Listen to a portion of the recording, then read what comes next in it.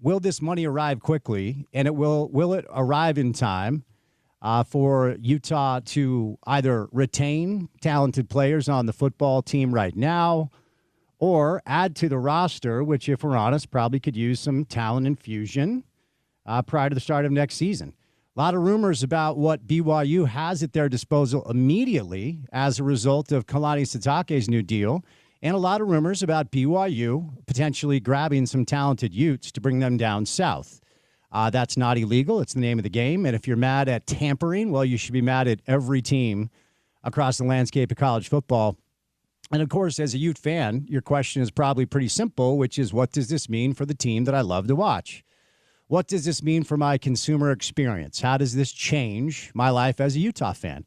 Well, some answers I think we can bring to you today, and some answers simply will not come until time unfolds. So that was the massive story that broke yesterday via Ross Dellinger of Yahoo Sports. Our friends at The Athletic have since latched on, and Dan Wetzel at ESPN has written a piece. There are a lot of questions that remain to be answered. The University of Utah is a public institution, and ultimately, what does that mean for things like tax-exempt status if you're going to run your athletic department like a business? And a for-profit one at that, with the new side business, the Utah Brands and Entertainment LLC. So we'll get into it on the show today, and we'll kind of update you on some of the information we've been able to get. That's not the only piece of information going on. Ivan Mizell, friend of the show, joined us, 3 weeks ago. Has written a new book about Frank Leahy, who is a legendary Notre Dame coach, albeit, not as well known as Nuke Rocky. But he had a book signing on campus scheduled for this week. Notre Dame canceled it because he's on the college football playoff committee. I mean, look, I understand if you're Notre Dame why you feel like you got jobbed a little bit, but they are acting like a bunch of babies, saying no to the bowl game against BYU in Orlando, and now continuing to just cry. Beat Miami or Texas A&M, and you're in, kids. I mean, that's just kind of the name of the game. I heard the AD said they were on the most historic 10-game winning streak in the history of college football this year. Indiana, Ohio State, and Texas Tech had more impressive 10-game win streaks than Notre Dame. So we'll get to the latest information in the world of college football. Of course, we know where Utah is going bowling. We know where BYU is going bowling.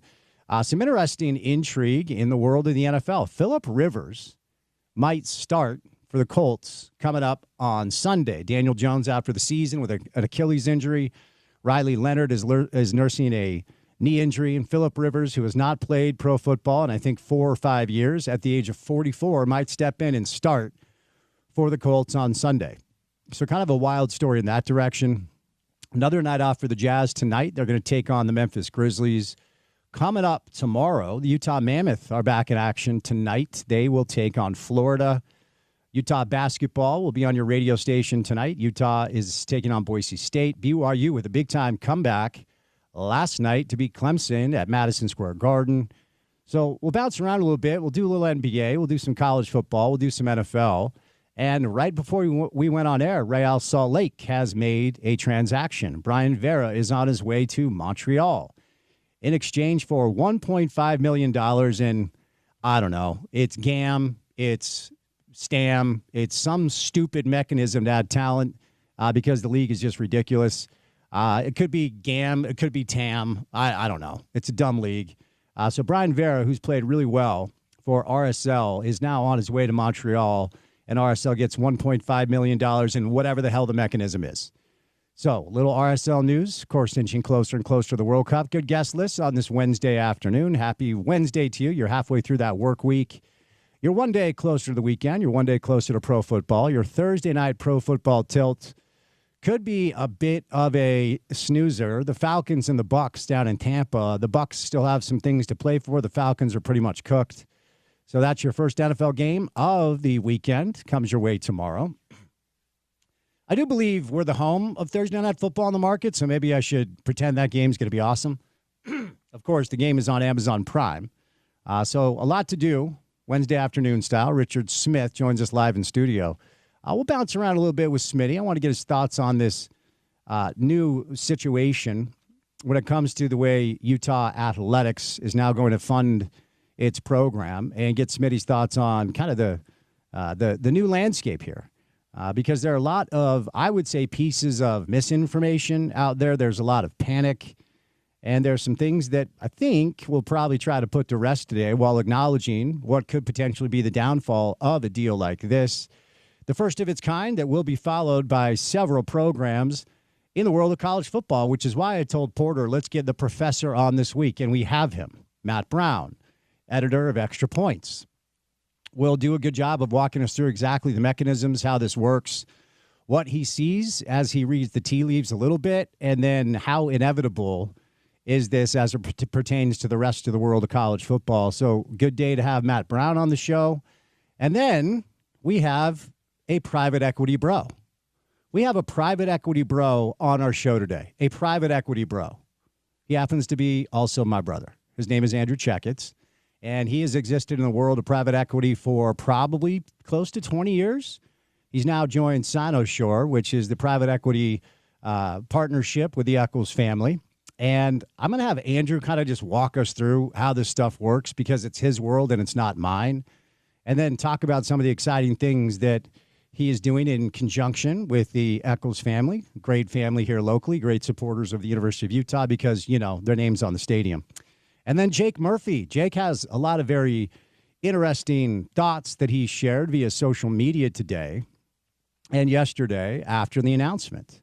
So we'll get with Jake today. I'm excited to have him on the program.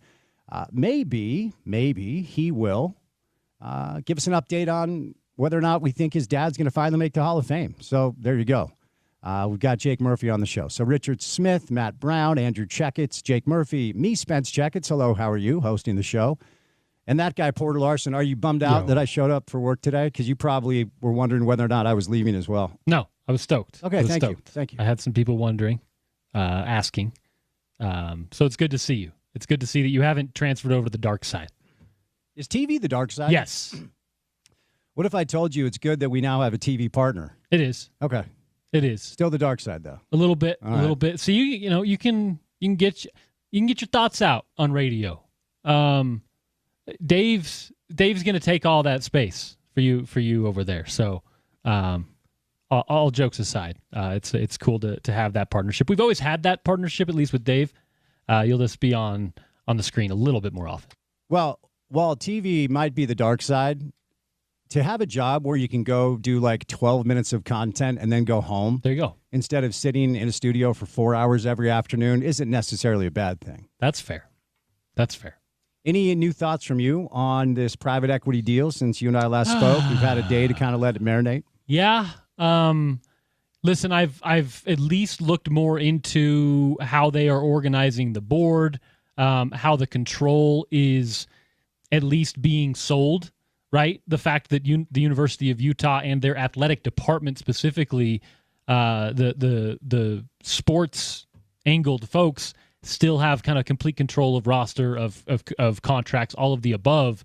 That's a big part of this to me because I kind of saw the private equity coming in and bulldozing a lot of that. So if that is to be believed, if that is true, and if these guys are all not going to blur those lines, I don't understand how you can be against an influx of money if all of those things are going to come to fruition. All of the concerns still remain. Those are things that will remain until we see the results of this. That's just investing, right? So we'll see the return. We'll see what happens. I do think that ultimately you have to play good football for this to really work, and that's an interesting dynamic here. Yeah, you have to get results. You have to continue the upward trajectory. I thought CK was good yesterday, outlining, if you're Alex Jensen, year one as Utah's coach, and I do believe Alex deserves a lot of space building this thing up because it's going to take time. It was from the ground up. If you're Morgan Scalley, if you are going to take over, if Witt steps aside, which we still haven't heard, what sort of added pressure does that bring to you? What does this mean for the non-revenue generating sports is another fascinating angle here. But we'll get into it. Richard Smith, live in studio as our first guest on a Wednesday. But before we catch up with Smitty, courtesy of our good friends, your good friends too at Prize Picks, it is time now for your opening tip.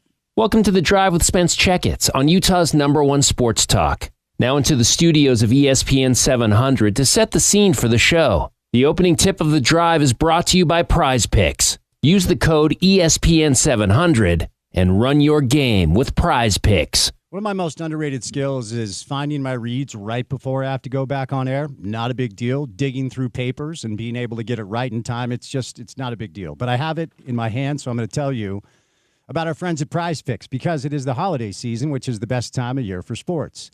Bowl games, basketball matchups, playoff pushes, it is all happening at once. And while you and I are out here making decisions every day, namely what gifts to buy, what to eat, which games to watch, there's only one place where it feels good to be right, and that is with our friends at Prize Picks. Couple new features for you guys to keep in mind as the NFL season continues to chug along and bowl season is upon us.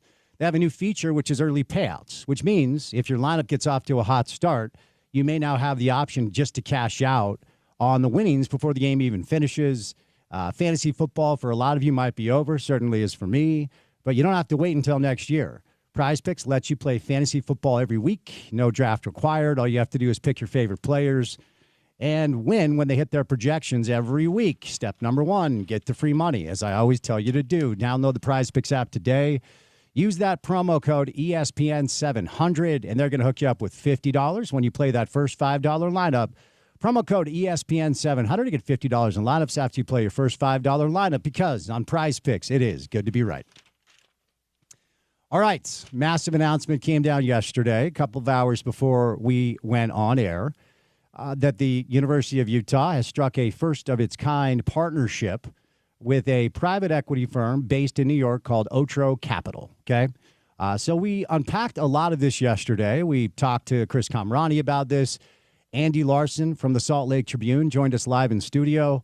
I would send you to the Trib website, sltrib.com, to check out what Andy wrote. Fake news, Trib, liberal, woke, liars. Check out what Andy wrote. He did a good job of kind of uncovering a lot of the details and how this is going to go down. So some new pieces of information. And look, a lot of this stuff is public information. Unless we're talking about a private institution, the financials for most colleges and athletic departments are literally online. So what we know is in college football, they do not have a revenue problem. They have a spending problem, right? And if you want an example of this, you look no further than the Big Ten, who essentially, for the last 15 years, has tried to maniacally and, step by step, destroy the landscape of college athletics. They did it to the Big East first, which was a great basketball conference. Still is a decent basketball conference, not what it once was, a fine football conference. But, they poached some Big East schools. They grabbed Nebraska from the Big 12 that left the Big 12 reeling because they wanted what? A championship game. Why did they want a championship game? Because they were looking for ways to generate more revenue. Even though the revenue is not the issue, the spending is the issue. And then what else did they do? They go out west and they poach the LA schools and they essentially blow up the Pac-12 in the name of getting more TV markets. They grabbed Maryland because they wanted the Northeast footprint basic cable. They grabbed the LA schools because, of course, and because of the failure of George Kliavkoff to read the tea leaves and get to market for a TV deal, the Pac-12 essentially evaporates right before our eyes, leaving Utah and Arizona State scrambling. I didn't include Colorado because they jumped ship first. And ultimately, they turned out to be right. I don't know what it would have looked like if they didn't do that, but that's nothing we need to relitigate here. But the reason I'm using the Big Ten as an example, even though they've essentially destroyed the old Big East, essentially destroyed the Pac-12, and added Nebraska from the Big 12 to get their championship game. And now they have LA, the second biggest TV market, a Northeast footprint. Guess what? They are also out of money, which is why they tried to consummate a private equity deal. Even the mighty Big Ten, with their TV distributions to all their member institutions, is out of money. The only school that is actually sitting pretty is actually Michigan. And we know this because Michigan has about a $20 billion endowment, and they were the loudest dissenting voice in the room when the Big 12 came to their member institutions with the idea of bringing in private equity. Because Michigan and their president essentially said, look, if we consummate this deal with a private equity firm that you're bringing to the table here, This essentially is a payday loan.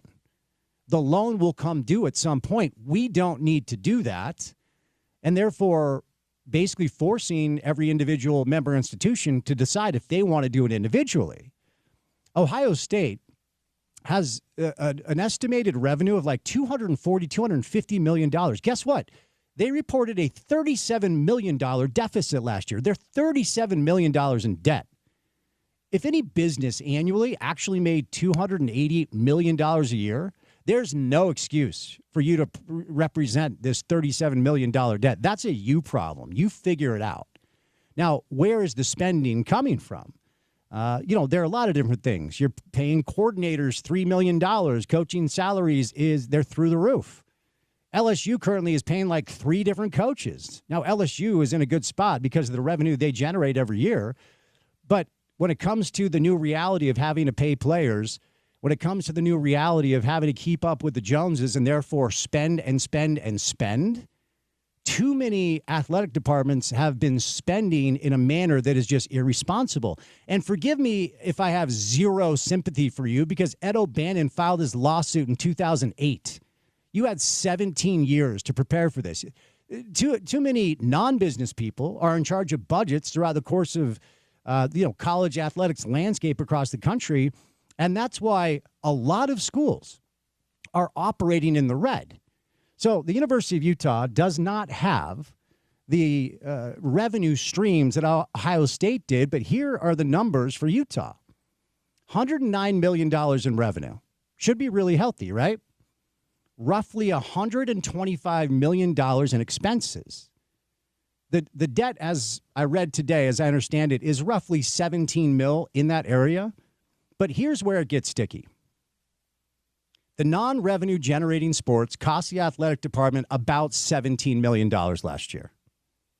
So if we're talking about football and men's basketball alone, which, if we're honest, are the only 2 sports in college athletics that actually do make money, you're doing all right there. And, if the men's basketball team could ever figure it out and get back to NCAA tournaments and start making runs consistently, we would see better revenue. But I was also told, since you and I last spoke yesterday, the gymnastics team does not make money. They're close to breaking even, but they do not make money.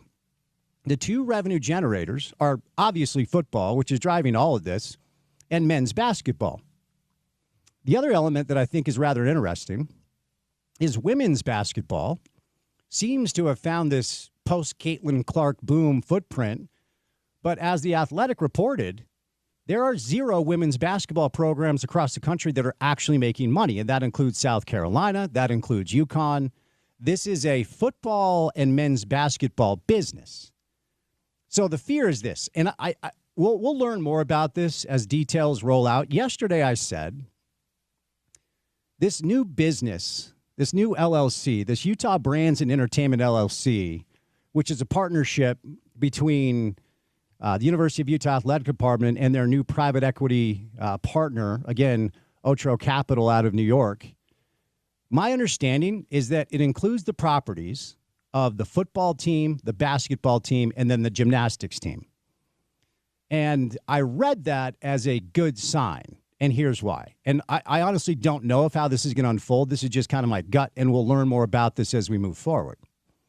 Private equity, as we talked about yesterday, there's one goal that we cannot run from. I could try to spin this as potentially a good thing, and let me be clear, it still might be. We just don't know yet.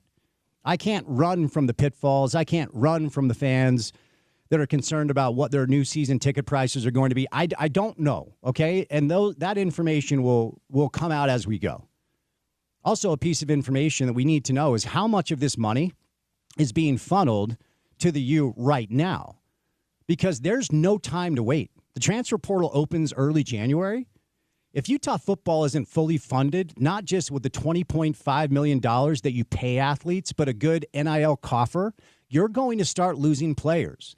And I'm not talking about the backup linebacker that just entered the transfer portal. I'm talking about Devin Dampier. I'm talking about Bird Ficklin. I'm talking about Wayshawn Parker. I'm talking about Caleb Lomu if he decides to come back. Like, you need to have your backyard in order, and you need to have it in order right now. So when are these funds going to be funneled to the U? I don't know the answer to that.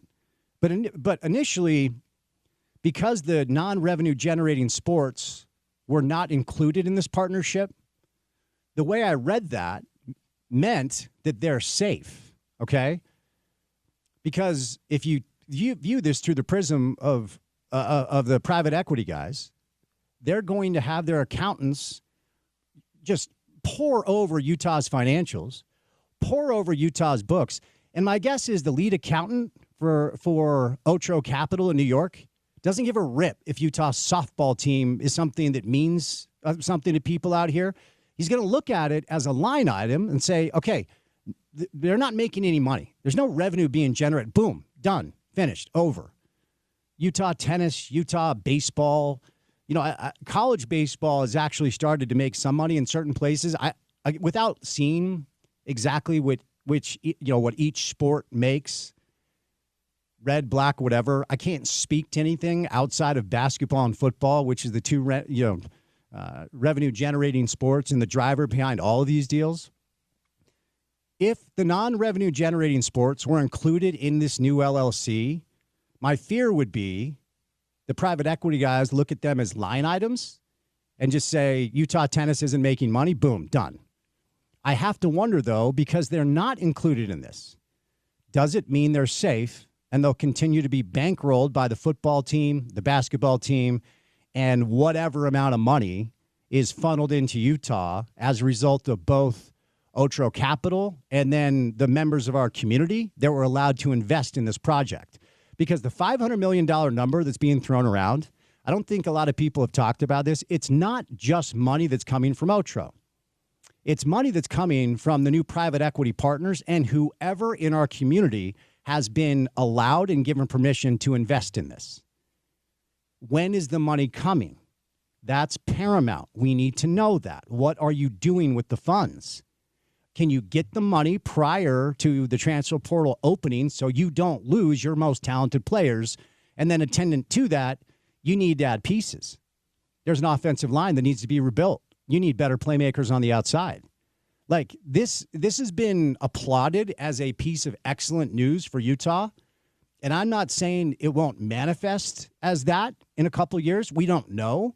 There are just a lot of questions that nobody's answering right now that we need to uncover before we can actually analyze what this thing is. All right, we'll catch our first break. Smitty's going to be live in studio. We got Matt Brown today. I call him the professor because he knows the business of college football. And like anybody, Andrew Checketts, my brother, also private equity bro, will be able to kind of help us understand how this stuff works. And then Jake Murphy, former Utah tight end, busy Wednesday show. Good to have you with us right here on ESPN 700.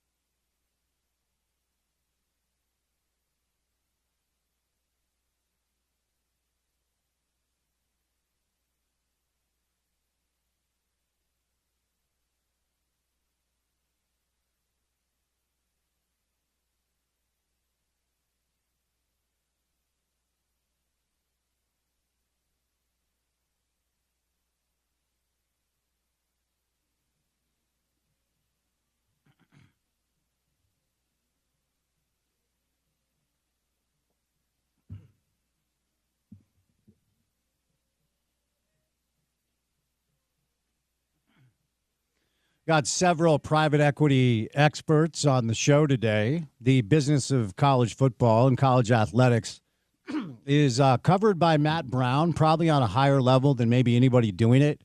He is the editor of Extra Points. It's a newsletter that I used to prepare for the show. He's going to stop by.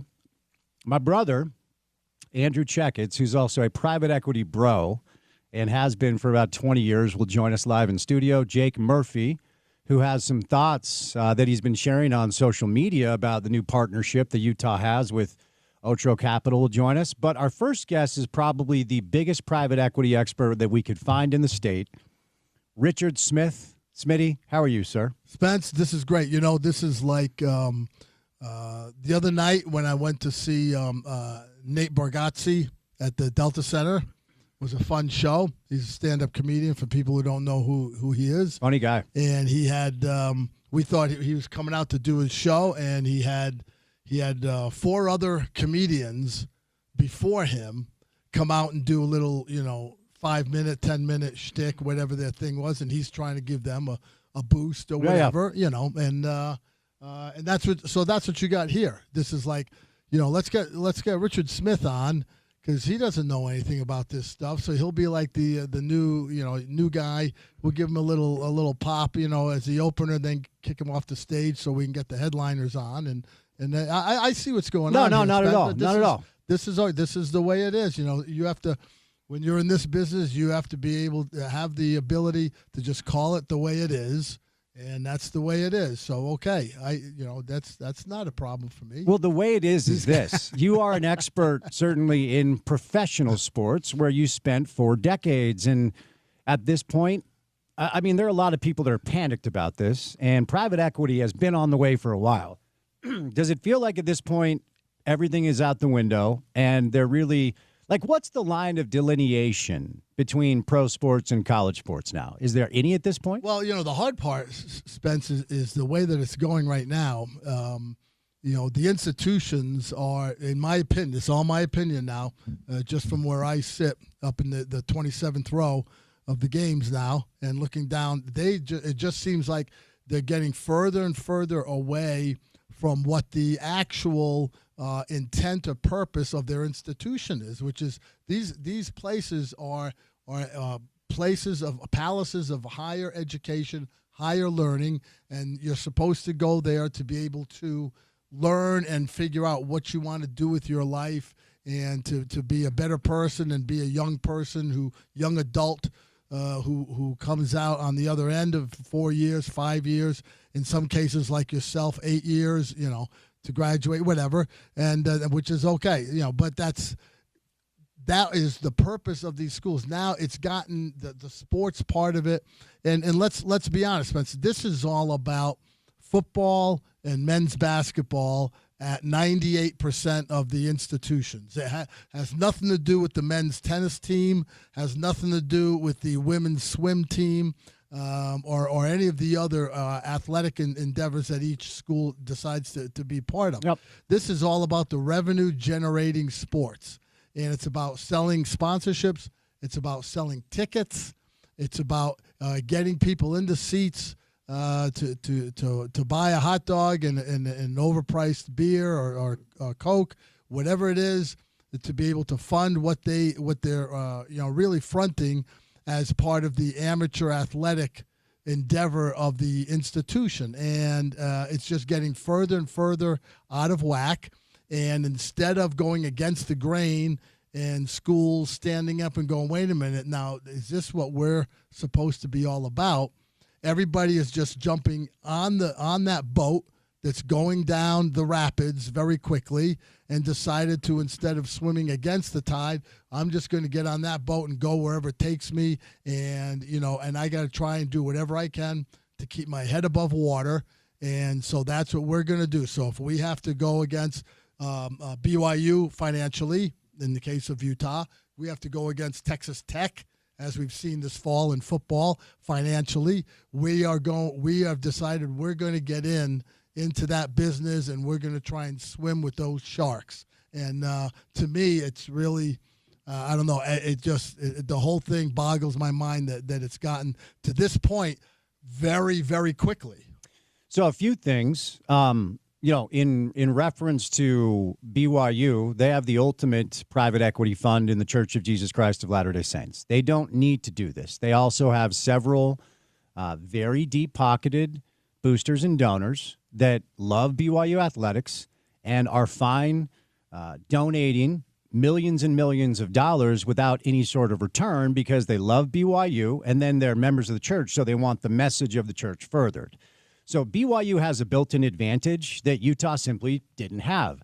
Texas Tech has oil money with Cody Campbell and his powerful network. Texas Tech doesn't need to do something like this. Utah had to find an answer, Smitty.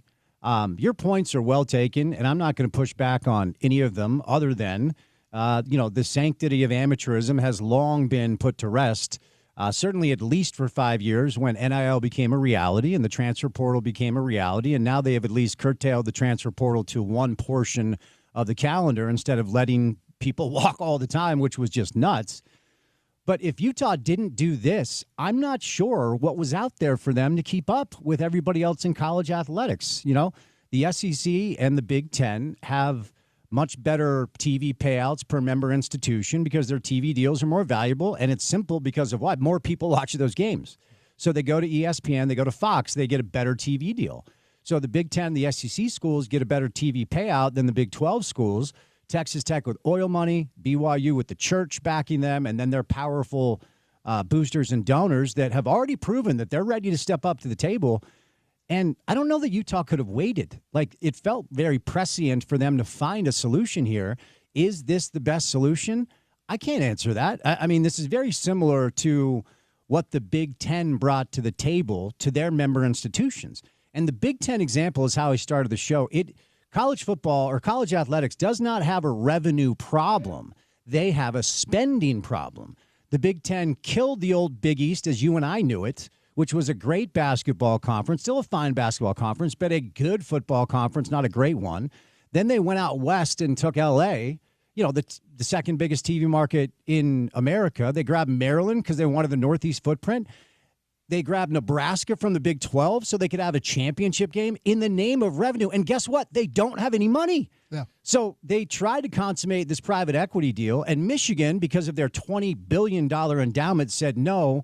And Michigan's president said something that when I read it this morning really stood out to me. He said, anyone that gets in the private equity business, you are taking a payday loan, and that loan is going to come due. Yeah.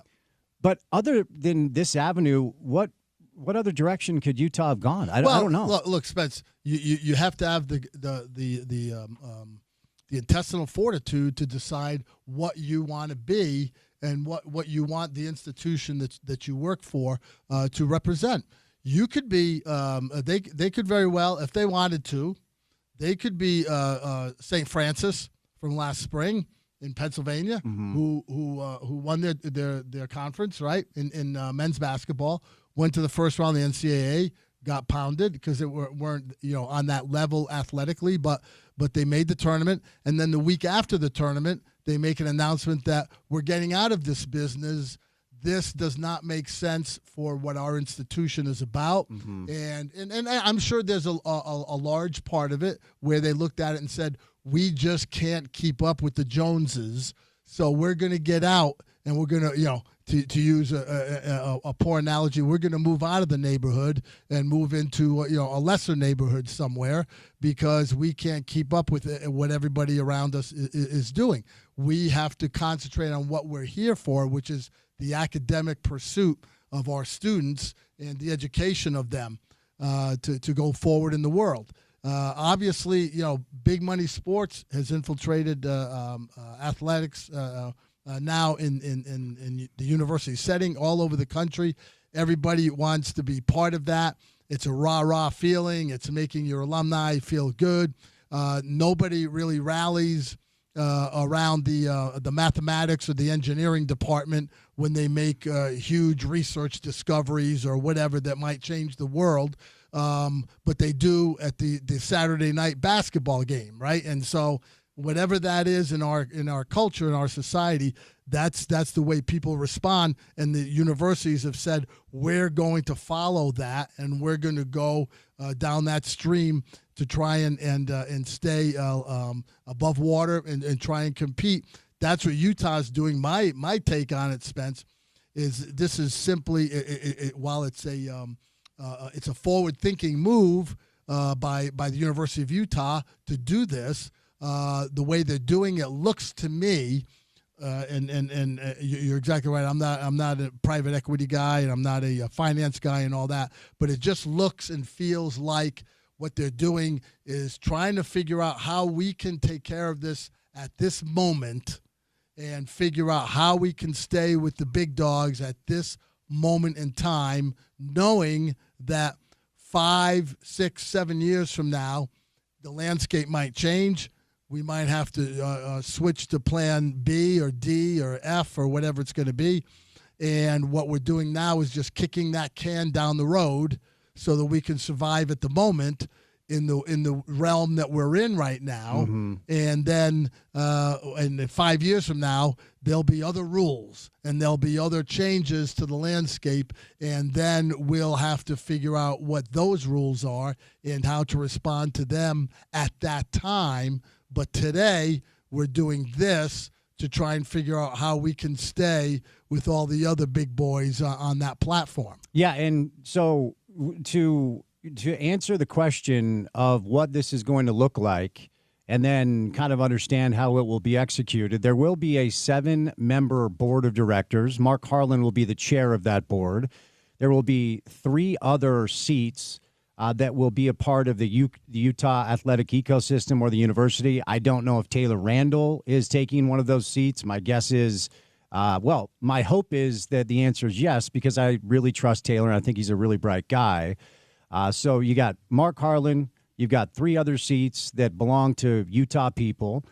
You have 2 seats that belong to Otro Capital. And then you have 1 seat that will go to a local business person that is invested into this new company, which is Utah Brands and Entertainment, LLC. I don't know who that person would be. My guess is you're going to hear the Eccles, you're going to hear Huntsman, you're going to hear Garf, you're going to hear a lot of the names that you would expect. And then there's going to be a president who is going to run Utah Brands and Entertainment, LLC, that reports to the board. And then once a year, the board has to report to the Utah Board of Trustees. So the reason why this is pertinent, Smitty, is that the controlling stake of the new company does belong to the university, and then the decision-making as it pertains to scheduling and hiring and firing coaches remains in the lap of Mark Harlan. So that, most private equity companies, and by the way, Otro has we've got 3 different companies in their portfolio where they bought controlling interest. Their MO up to this point, you got to give us at least 51% and the majority of board seats. This is the first investment where they have not bought controlling, percentages, and they don't have the majority of the seats on the board. And even Charlie Baker, the president of the NCAA, was asked about this at the Sports Business Journal Intercollegiate Athletics Forum last night, and he called it a really well thought out and well-designed plan. So I bring all that up because if there is a piece of good news here, because I think people have this vision in their head that a bunch of New York finance bros are about to come out here and change everything. No, the decision-making process is still the same, and it really is up to Mark and Taylor, and they maintain controlling stakes here. So that's good news. Yeah, and what's going to happen, Spence, is how they make those decisions, whether it's coaches they hire, whether it's those coaches and the people who work with them on their staffs can recruit student athletes to come in that are going to keep them competitive and keep them on a national landscape, so to speak, in the next several years. Then Otro Capital is going to be standing on the sideline going, hey, that's a good job. Hey, way to go with that and whatever. And they're going to be waiting to, from their perspective, this is strict. This isn't about, the rah-rah and kumbaya of the University of Utah athletics and being a booster and a fan or whatever. Otro Capital is in this for one reason, and that's to make money at the end of the day. And so they're going to hope that the U can make good decisions, can have their programs on the upper echelon and be competitive on a national landscape so that when the time comes for Otro Capital to exit out the side door, they can say, well, we were going to sell our equity stake back to you for X amount of profit. That's what they're in this for. They believe, obviously, on some level that the University of Utah can help them achieve that goal, and that's what they're in it for. And it gives the U that capital investment up front right away now, so that they can try and make decisions going forward that they think are going to benefit their overall athletic department. Yeah, and you and I were talking about this off air, and I want to be clear here. We're just discussing possibilities and potential ramifications based off of certain dynamics, a lot of which are still not public. University of Utah is a publicly owned institution. Tax-exempt status, now being run for profit with this side LLC. Penny for your thoughts, state legislators. I mean, I don't know how, I don't know how the people that run our state politically feel about this yet. I'd love to hear from them. Yeah, and that's going to be, I would think, something that they already thought of. I would assume something that they've got lined up in terms of how they make sure they address that issue. Look, we just saw in the last couple of months on the NCAA football landscape what was going down in the state of Louisiana with a public institution like LSU, Louisiana State University, in Baton Rouge, and when they fired their football coach, and the football coach had a $53 million buyout in his contract if he got fired without cause. There was a little scuttlebutt about that. The governor got involved in it to say, this is awful, whatever, So now you had the governor of the state of Louisiana weighing in on what the athletic department at LSU is doing. So to go so far as to say, yeah, the athletic director who set that up, he didn't know what he was doing, whatever. And since then, he's left, and they put in a guy who had been there for a while, but someone else is now in that seat, and now they bring in Lane Kiffin and have the whole thing set up even more so in that regard, if you're following college football at all, and the Lane Kiffin soap opera. But that's their state government overseeing, or at least making public comments about how they're running their football program. You have to assume that the Utah State legislature is going to be really looking at this closely, because you're exactly right. It starts addressing the issue of what your tax-exempt status is as a public institution, and what that means for the people in the state of Utah. And what we can't run from, whether we try to spin this as really good news today or talk about the potential benefits down the road, is what private equity is about. And the one thing that they care about, no matter what, whether it's sports or hotels or restaurants or whatever. I have a friend who texted me who was working for a local real estate app company, and they found this lane where they were doing really well. And guess what happened? Private equity said, oh, wait, they're making some money. We're going to give them, I don't know, X million dollars to continue their growth. And then we're going to come in and we're going to fire everybody and make sure expenses are cut in the name of revenue growing. So when we sell you off, we have made money. That's all they want to do. So we have to be very clear about that. We cannot run from that. And to back up what I said earlier, where college sports does not have a revenue problem, they have a spending problem. We actually have numbers here where last year Utah Athletics brought in $109 million in revenue. Any business that brings in $109 million of revenue, you would think is in a good spot. Problem is expenses, about $125 million. They were roughly $17 million in debt last year, and the non-revenue generating sports cost them $17 million, right? Yeah. So it's fair to ask, what does this mean for soccer and tennis and swimming and track and field? The interesting dynamic here, and I don't know the answer to this. Taylor Randall is going to join us in studio next week, so maybe you can shed some light on this. The Utah Brands and Entertainment LLC, the offshoot company that's a partnership between Utah and Otro, their new PE partners, only includes football, basketball, and gymnastics. It does not include these other sports. So I'm caught in between whether or not that means the other sports are safe and bankrolled by this entity, or will Otro come in with their accountants that don't give a rip about Utah soccer and say, line item, in the red, gone.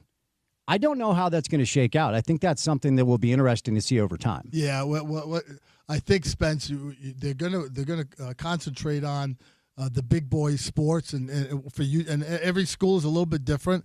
Most schools hover around the football program and the men's basketball program as the big revenue producers here at the University of Utah. Not a great revenue producer, I don't believe, but the other big ticket item, as it's been for years on the University of Utah campus, has been women's gymnastics, and that's the one that brings in 8, 10, 12,000 fans for each one of their meets. None of their other sports do that. Even when women's softball was having their big run a couple years ago, and everybody was getting on board with that. I went to several of the games. They had, because that's all they could fit, maybe 1,500, maybe 2,000, fans jamming the outfield, area to be able to support them. The women's volleyball program, which has been very competitive in recent years under Beth Lanier, they can only get a limited amount of people unless they go into the Huntsman Center for big matches, which they've done from time to time. But that's those sports are all going to be affected by how the bigger programs, the money producing programs, do, and how that money gets into the coffers for them. ESPN 700 and the Rocky Mountain Chevy dealers invite you to help those at the road home this holiday season with needed blankets, coats, shoes, hats, and gloves. Drop off donations at any Rocky Mountain Chevy dealer. Visit ESPN700sports.com for dealer locations. Spread the warmth and help others find their way home. And join us at the Midvale Road Home Mediathon, December 18th through the 19th. One more segment with Smitty coming up on the other side. Is it NBA Cup night? Oh. It is the second night of NBA Cup quarterfinal. Come on, Spence, you know this. Well, no, I was wondering. I know you were riveted last night to the TV. But there was a different energy about you. And I know you spent half an hour trying to find the one game on Prime Video. Don't get me started. So we'll I don't know, maybe do some NBA. Doesn't feel like it's that interesting yet. Matt Brown, my brother, Andrew Checketts, private equity bro, to help us understand this new reality we're living in. Then Jake Murphy, busy Wednesday show. Keep it here on ESPN 700.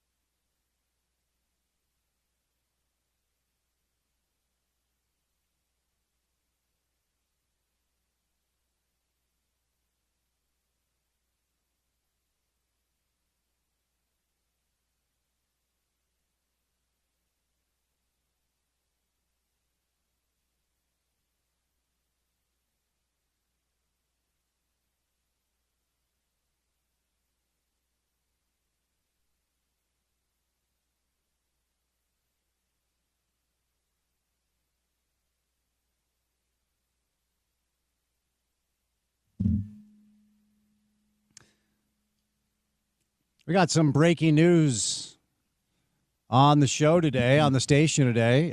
Michigan has fired Sharon Moore. He has been terminated with cause, effective immediately. Following a university investigation, credible evidence was found that Sharon Moore engaged in an inappropriate relationship with a staff member. And the conduct, according to his contract, constitutes a clear violation of university policy, as the University of Michigan maintains zero tolerance for such behavior.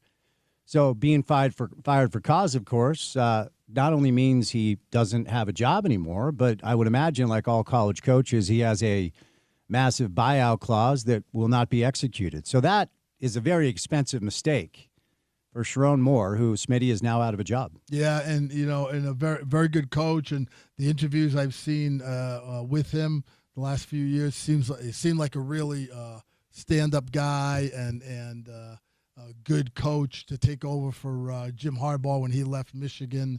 And it's just it's very disappointing if that's what the case was, that something like that happened and that he let his his personal emotions get in the way of a very growing and burgeoning college football coaching career that he had with one of the premier institutions in the country. Yeah, yeah, no, it's really unfortunate.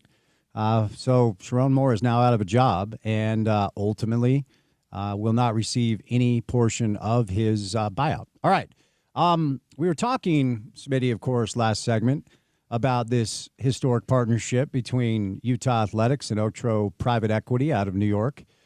When it comes to the concern, so the one, well, there are a lot of questions, but one thing that we just don't know is how this is going to change the consumer experience for just your average Joe fan.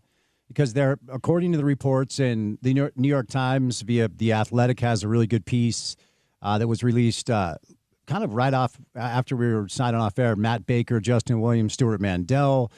There's the Ross Dellinger piece as well. Dan Wetzel, ESPN, has gotten involved. So what we understand based off the reporting is there is a portion of this community that has been allowed to invest in the new company, this Utah Brands and Entertainment LLC, which, of course, is the new company that Utah has partnered with Otro to create. And then there's a portion of Utah donors and investors that have been allowed to buy pieces of equity in this.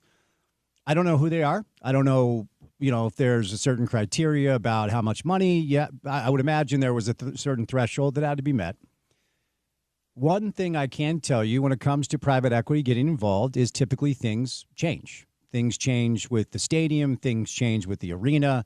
Things change with the consumer experience. I mean, look, Ryan Smith, his VC, private equity bros, buy the Jazz from the Millers, initially was like, yeah, we don't think we're going to change very much. And they just went ahead and changed everything, including a lot of changes with the building, including a lot of changes with the consumer experience, and then changing the team. And we're year 4 of an unserious competing basketball team. Things just change. So my premonition here is, and I don't know this, but within the next month or two or whatever, Utah football season ticket holders are going to get an email to say, hey, we love you. And by the way, 30% upcharge for your tickets next year. Whoever decides to tailgate, those tailgate lots aren't free. Well, guess what? You're probably going to be upcharged 20, 30% or whatever that looks like. My question is, what is the reaction of the rest of the community that will now be asked to spend more on tickets, spend more on merch? Devin Dampier jersey next year might be $180 instead of $9. I don't know what the numbers look like. That, to me, is going to be key here, how everybody responds to an additional ask to generate more revenue. Yeah, and what typically happens, Spence, is you get those kinds of upcharges initially when there's a big change, and I don't know if this is going to impact that at all. But what happens is the fans, whenever they get hit like that, they tend to react in a manner where they're upset about it, they complain about it, they want to talk to somebody because this isn't right. I've been a season ticket holder for 17 years, and now all of a sudden it's twice as much as it was 3 years ago, and this doesn't make sense, and whatever. And the answer they get, quite often is, well, if we understand your frustration, your concern, But if you don't want to hold on to your seats any longer, you don't want to be involved, whatever, we appreciate it, and we will move on to the next guy on the list, because there's always a next guy on the list, and they want to get involved, and the whole thing becomes purely transactional. It's just, do you want to give us the money to be involved with us, or you don't? It's very simple. The Jazz went through that in the first iteration of the arena, of the Delta Center, when the Millers was still the majority owners of the team in 2015, 16, 17, when we had major renovations to the Delta Center, and some seats got moved around, and some people were affected by their longtime seats either not being there or now all of a sudden being doubled in price in some cases. And people just got elbowed out, and people had to make a decision: do I want to stay involved at a new price point, or I don't? Sometimes I know I have friends who had tickets, who had great seats, who told me, "Hey, I have great seats. I wanted to keep them, but they told me it was going to be twice as much money the next year, or if I want to pay the same money, they can figure out a way to get me from my row 5 seat to my row 24 seat." And so they're moving me 20 rows back to and wanted the same amount of money. So there are always those kinds of things that come along with it. And I know in the case with the Jazz, at least at that time, I don't know how it is now, they simply went to their waiting list of people, when somebody dropped out and said, "I can't afford it anymore, they priced me out, I'm out of here." And the Jazz said, "Thank you very much." And the guy picked up the phone and called the next guy on the list, and they got somebody else to buy the seat, And so in that regard, there's always going to be somebody waiting if they think your product is worth their time and money, right? So the U has a very good football program. They have a basketball program that's improving the newness of the Alex Jensen era. People excited about that, so people seem to want to be involved in that more so than they have the last few years. So those are going to be the things I would think that they're going to be harping on to try and make sure that they hold on to the ticket buyers, the sponsors, the advertisers that they already have in the fold. It's interesting to consider the Jazz. So more often year after year during, the time you were there, and of course I'll call it Camelot for Jazz fans, when John and Carl and Frank and Jerry, and then later with D. Will and Booze and Kevin calling the shots, and then even extending through the Mitchell and Gobert Quinn run, the Jazz were among the top 6 or 7 in attendance every year, and sometimes even higher than that. Last year, the Jazz were 15th. So they weren't near the bottom. And ultimately, if you look at some of the teams that are around them, this list is interesting because the Bulls led the league in attendance last year. Then it was the Sixers, the Knicks, the Nuggets, the Heat, top 5. Sixers were a mess because they couldn't get healthy. The Knicks were resurgent. The Nuggets were very good. The Heat, they were fine. But Chicago wasn't very good. And then if you look around the Jazz, ironically enough, Oklahoma City's 14, Jazz 15, Warriors 16. So there's really no parallel between performance and attendance, which I find very fascinating. But I think until, it's a long way of me asking you, how long do you think Jazz fans are going to ride with this team? Yeah, well, what's interesting about the attendance figures, Spence, is I don't know. Every team handles it differently. I don't know how the NBA levels that playing field in terms of the reporting of it. I can tell you from personal experience of being involved in the NBA all the years that I was, there are some places where it's just not as important an entity as it is others. You say, for example, the Miami Heat were in the top 5 in attendance. I can tell you, Spence, the Miami Heat is near the bottom of the group of NBA teams when you talk about whether the fans are into it, whether the fans show up, whether the fans really buy the tickets. I'm not sure how they equate that. On the flip side, Oklahoma City is very much like Utah in that the fans in San Antonio, where it's the big ticket in town, it's the big show in town, everybody wants to be involved in it. I think that's been the way that it's been with the Jazz. since they moved here in the 80s and got better, with Frank Layden's direction and then with the Millers' ownership, leadership coming into the fold in the mid 80s. The Jazz became what they were all through the 90s and the 2000s. Now, Salt Lake City also is a different community. It's a different place. We now have the NHL is in town and getting a great response here in their second year of playing downtown at the Delta Center. The Miller family is trying to get Major League Baseball. Who knows if that's going to happen? But you can see that dynamic in the local sports scene starting to evolve and change with the growing population of the Silicon Slopes area, if you will, the area of our state in between Ogden and Provo. And does that mean at some point they start losing a hold on the faithful Jazz fans because there's just too many other options for them to be involved with their money and their time and interest? If your team is not going to be competitive, anytime soon, do the fans just say, well, that was a fun ride, but, we're on to the next thing or whatever the other things to get involved in around here? Mm-hmm. Not the least of which to say, at the moment, really, the hot ticket item when you're talking about sports at the moment is BYU men's basketball. Mm-hmm. That's the hot ticket item because they got the Debansa kid and they're a top 10 team. The football team obviously has it rolling at the moment with Kalani Sitake now committing long term with them, and it looks like their program is running full steam.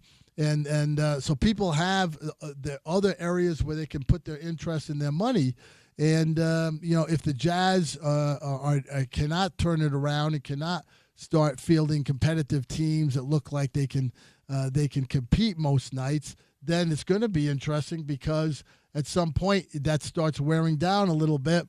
And people, and what happens, Spence, is you got the timing of it. So you got the generations, right? We got a younger generation who's starting to grow up when they start. If they're teenagers now, and the Jazz aren't really competitive, whatever, when they become young adult ticket buyers in their 20s, maybe they don't have that kind of affinity that people like you and I have, from our age groups, where the Jazz were competitive and everybody wanted to be part of that process. Yeah, that was a really good point. I mean, you're in danger of a generation just having the experience that our pro basketball team is average at best, which it never has been, outside of a 1 or a 2 year period before Scotty or Kevin or Dennis was able to really pivot very quickly, which I continue to remind people of how rare that is across the landscape of the league. You know what I mean? No, we were very fortunate in 03, 04 when both John Stockton, Karl Malone,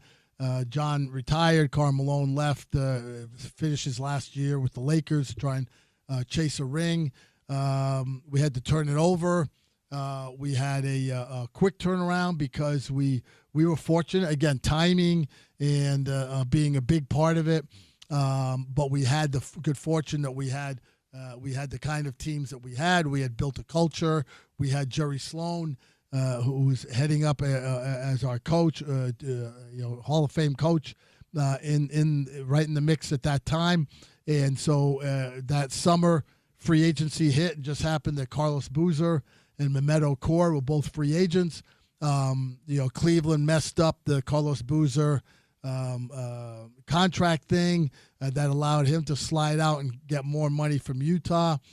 Memo wasn't going to be signed by the Pistons because they had a very good team at the time.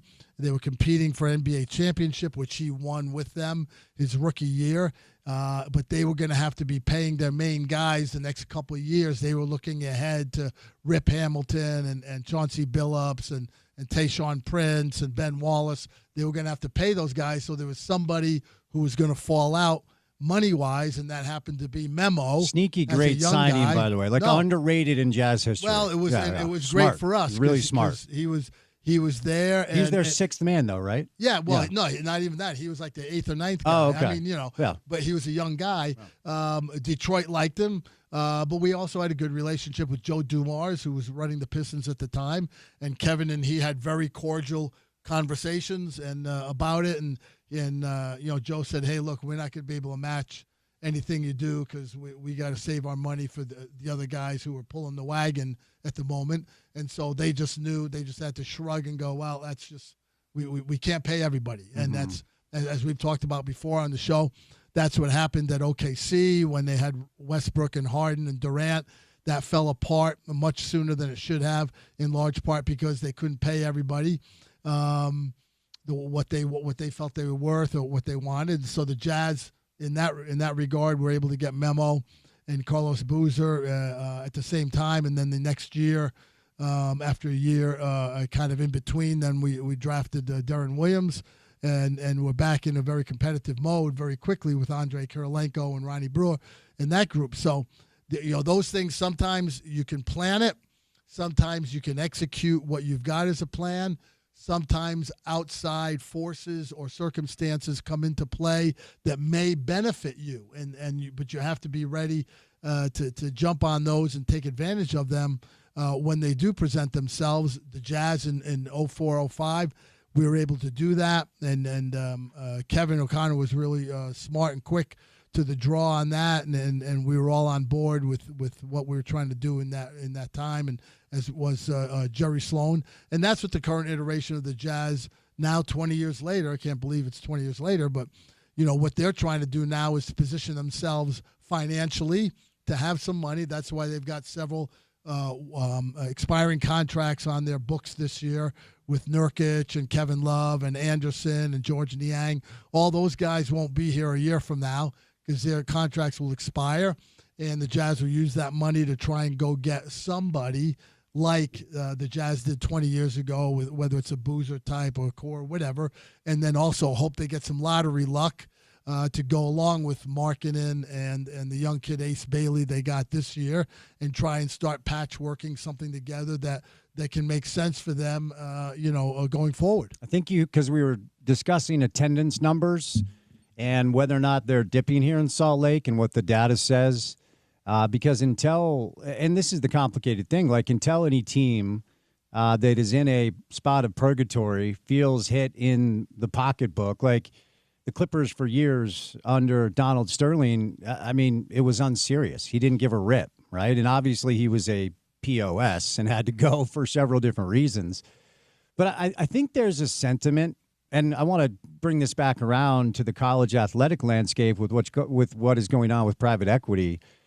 And look, fans are in different buckets. I think a lot of fans just want to get home from work and watch a damn game and chill out for a minute, or get an opportunity to maybe take their son to go watch an NBA game, and they don't really give a rip about anything beyond that. Then there are more passionate fans that actually do care. We've always had very knowledgeable, passionate basketball fans in our state because we're a basketball state in a lot of ways, even though college football certainly has made a ton of inroads over the past couple of decades.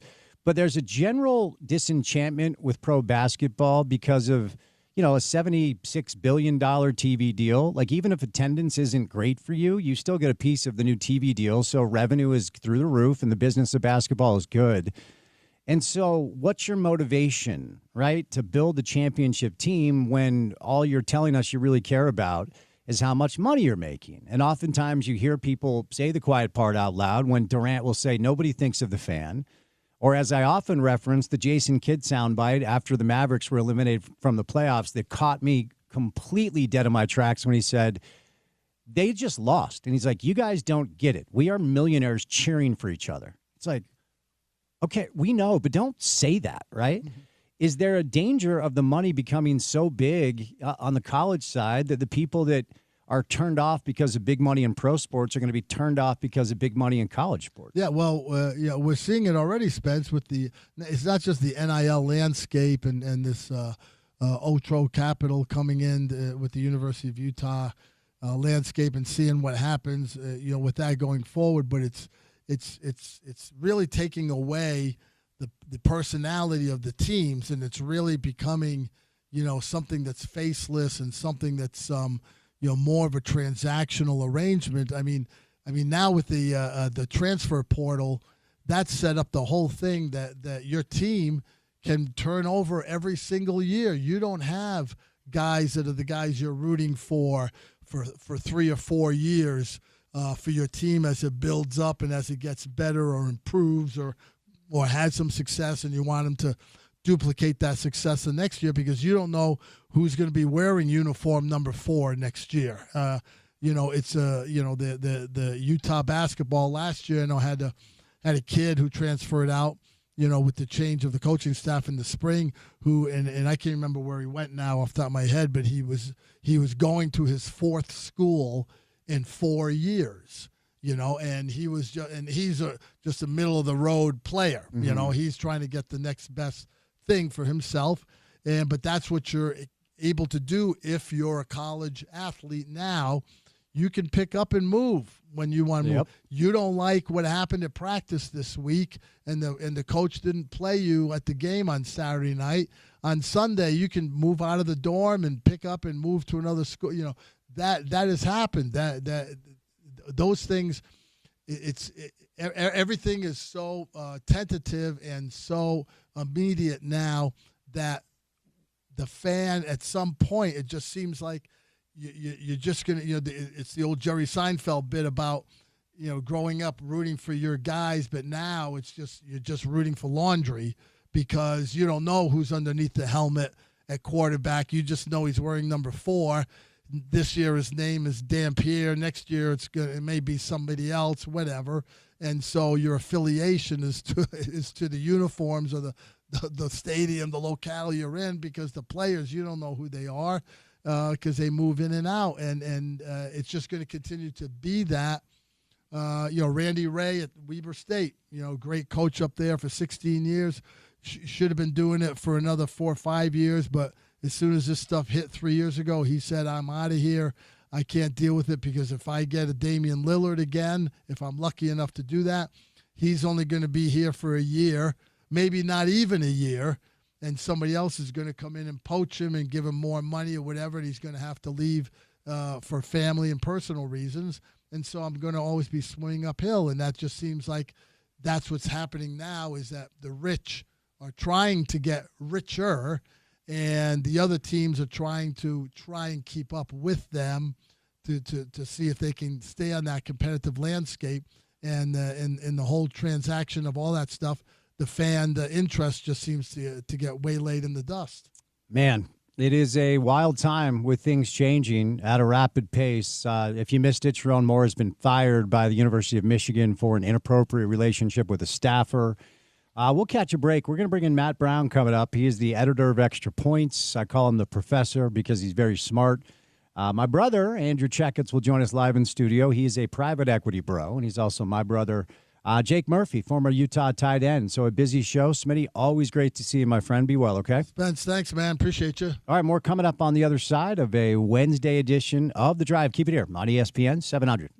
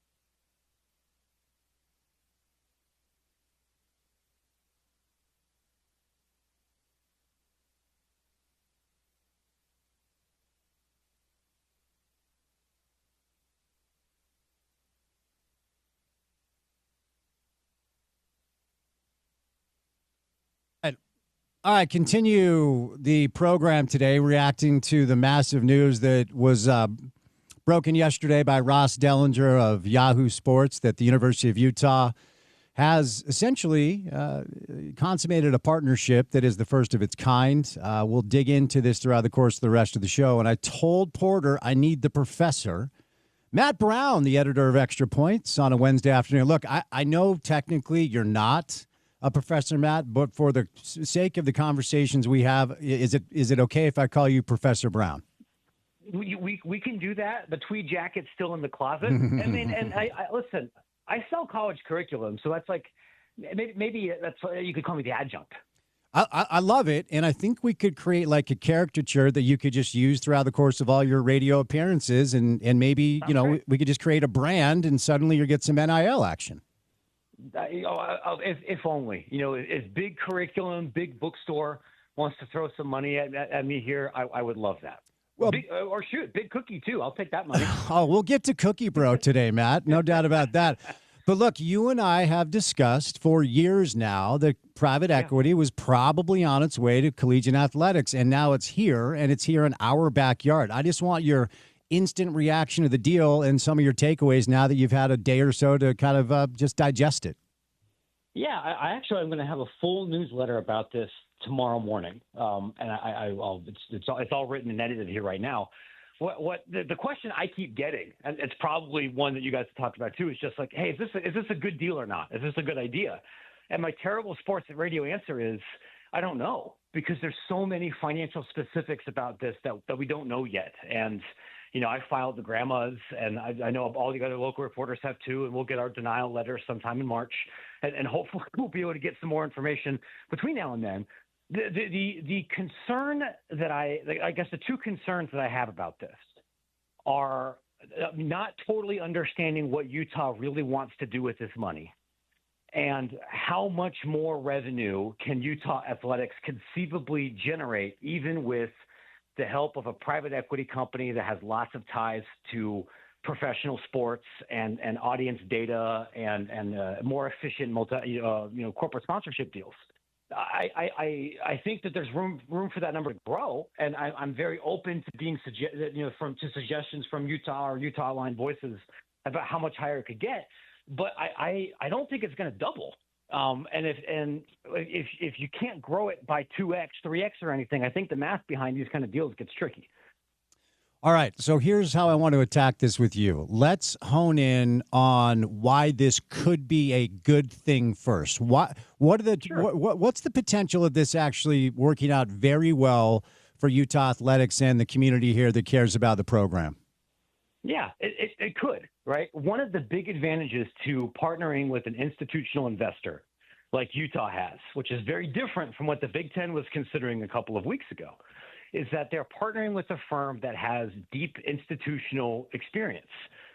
Two Circles is an analytics company that's part of this PE firm's investment portfolio, and they have better data that can help not only sell tickets but sell potential corporate sponsorships.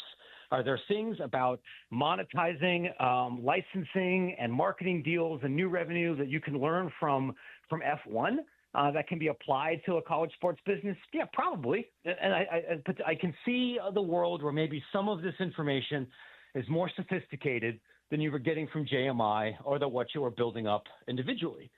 If you take this upfront money and invest it into systems that can grow revenue over time, rather than just dumping it into athlete payroll, yeah, there's absolutely a pathway where Utah buys this equity stake back in 7 years or goes to somebody else, and they get the capital that they need to actually, make changes to the Huntsman Center or make some big investments without having to go to taxpayers or without having to hit up the same 9 rich people that fund so many other things like that. Yes, there is a way this could work and give you experience that you couldn't get from selling a bond or going to the bank.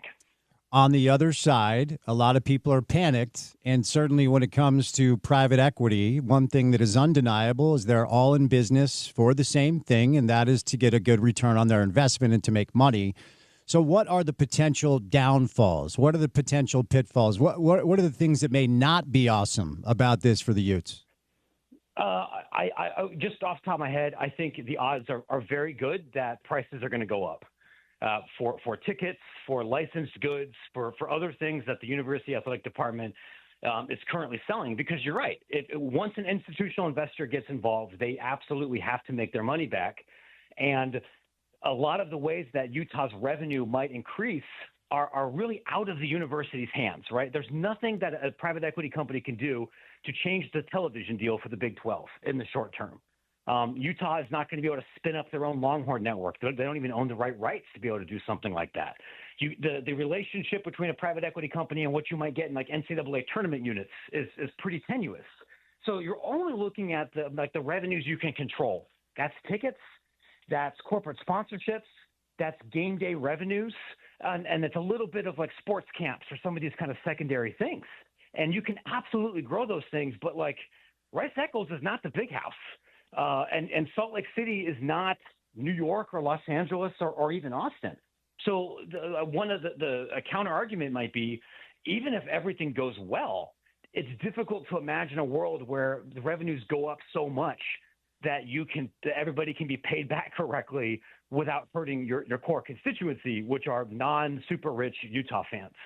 There's a lot of examples of private equity companies getting involved in other industries and the end result being great for shareholders, but not being great for customers or for the existing institution. And we'll have to see if this one ends up being different.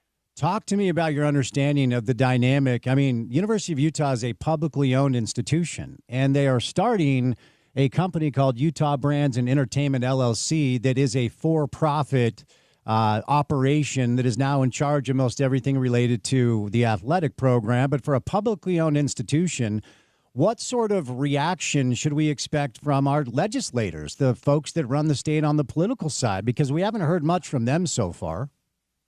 Well, we haven't. I submitted a formal request for comment to the governor's office. I wouldn't blame him. He doesn't want to talk to me. He wants to talk to somebody local. And I think the specific dynamics, I would defer to a Beehive State expert.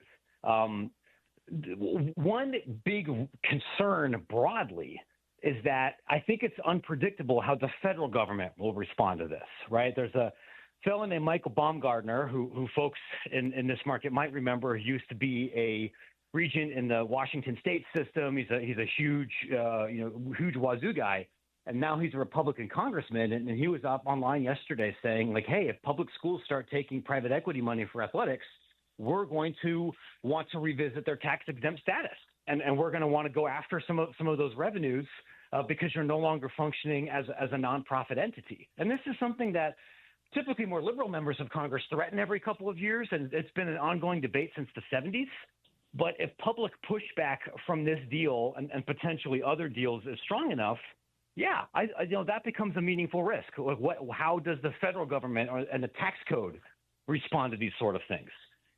I would be shocked if Utah made this arrangement without the tacit approval of the governor's office and from various lawmakers. But I think we both know there's a lot of BYU fans in there, and Utah would not be the first state to potentially mess up one school's financial plans because rival legislators want to support their own local program. It has happened before.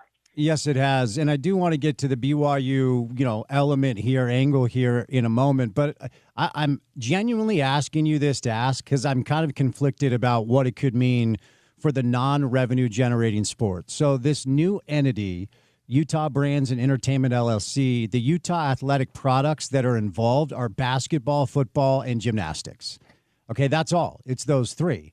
Okay, so last year, according to what I read, Utah roughly about $17 million in debt, and the non-revenue generating sports, the expenses were basically exactly that. Okay, so based off of what we discussed as far as the goal of private equity, which is to make money, I see kind of two different outcomes here. And I wonder, like, if the fact that the non-revenue generating sports are not involved in the LLC, is that a good thing for them? Because is it essentially saying, like, no, you don't have to be viewed as a negative line item now by our private equity partner because you're not involved here and you'll continue to be bankrolled by our revenue generating sports and this new infusion of cash? Or are they in danger of being viewed as a negative line item by these financial guys that don't give a rip if Utah's good at softball? Honestly, I think it's a really good question. And because this is the first of its kind, we don't really have a whole lot of historical data or institutions to compare Utah to say, all right, well, if you bring in an institutional capital investor, it means X, Y, or Z for softball. What I can say broadly is whether you work with an investment firm or not, Utah still has an obligation to comply with the Big 12, the NCAA, and Title IX in sponsoring a certain number of Olympic sports and funding those with scholarships and equivalent support. So the idea that, okay, we brought in the MBAs, now we're going to get rid of softball, that is unlikely to happen. Are there, even before institutional investors, Power 4 institutions across the country have been looking at how can I cut operational spending from softball or soccer or tennis so we can still say that we're offering the sport, but spend less money on it so we can funnel that into things that bring in more money. And is that a conversation that might continue to happen at Utah? Sure. PE or no PE. I think that's part of the issue.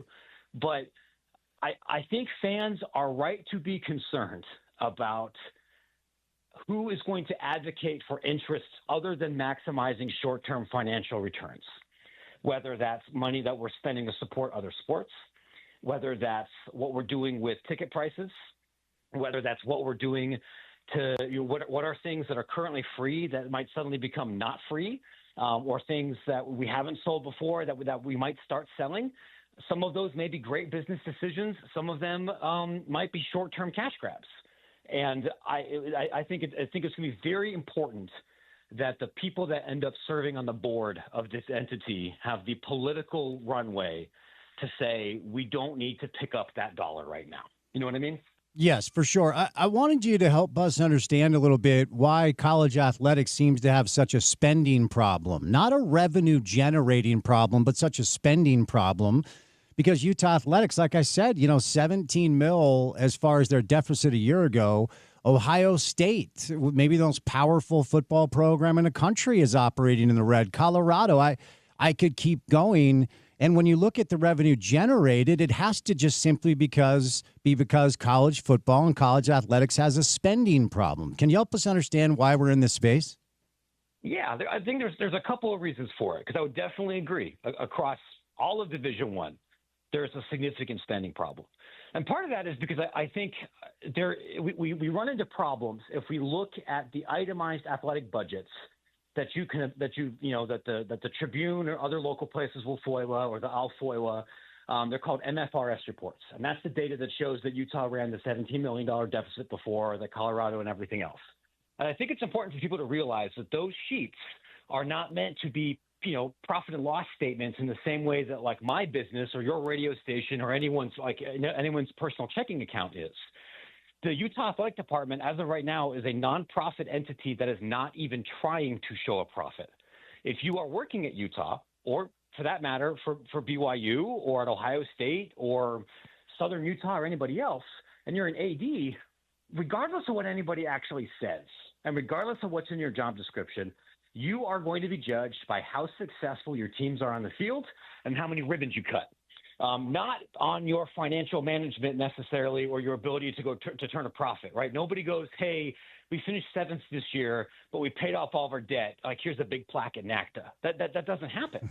And because it's a nonprofit entity, there's no profit taking, right? Like, the Utah Jazz aren't going to spend every single dollar that they make, not just because there's a salary cap, but because the Utah Jazz owners would like to make money.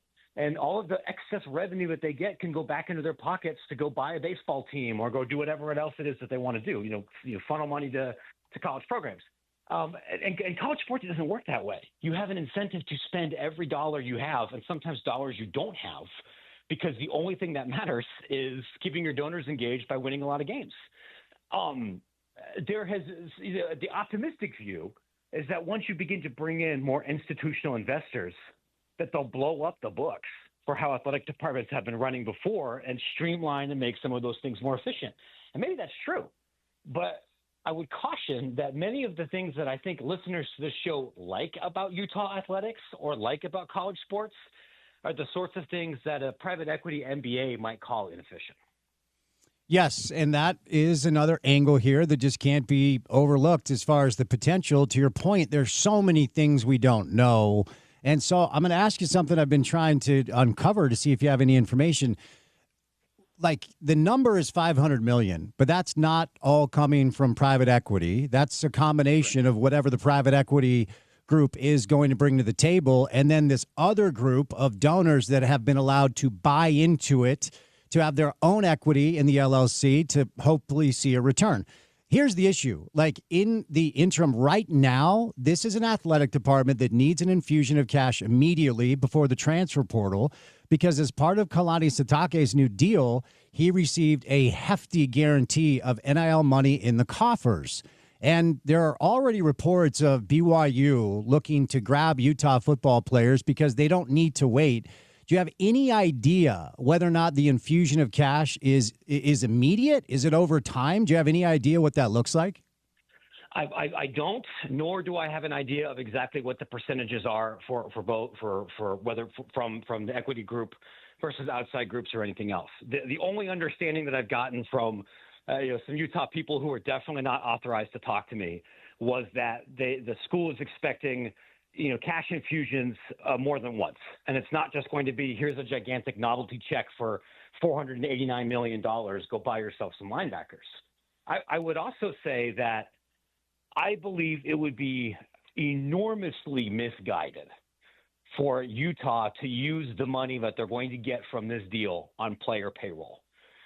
If you borrowed money from a bank or from somebody else and used it to just pay your existing staff or to give people raises rather than try to build infrastructure that will grow revenue, your credit rating is not going to do well, especially because trying to buy or retain any specific college athlete is a difficult thing is difficult to predict who's going to be good.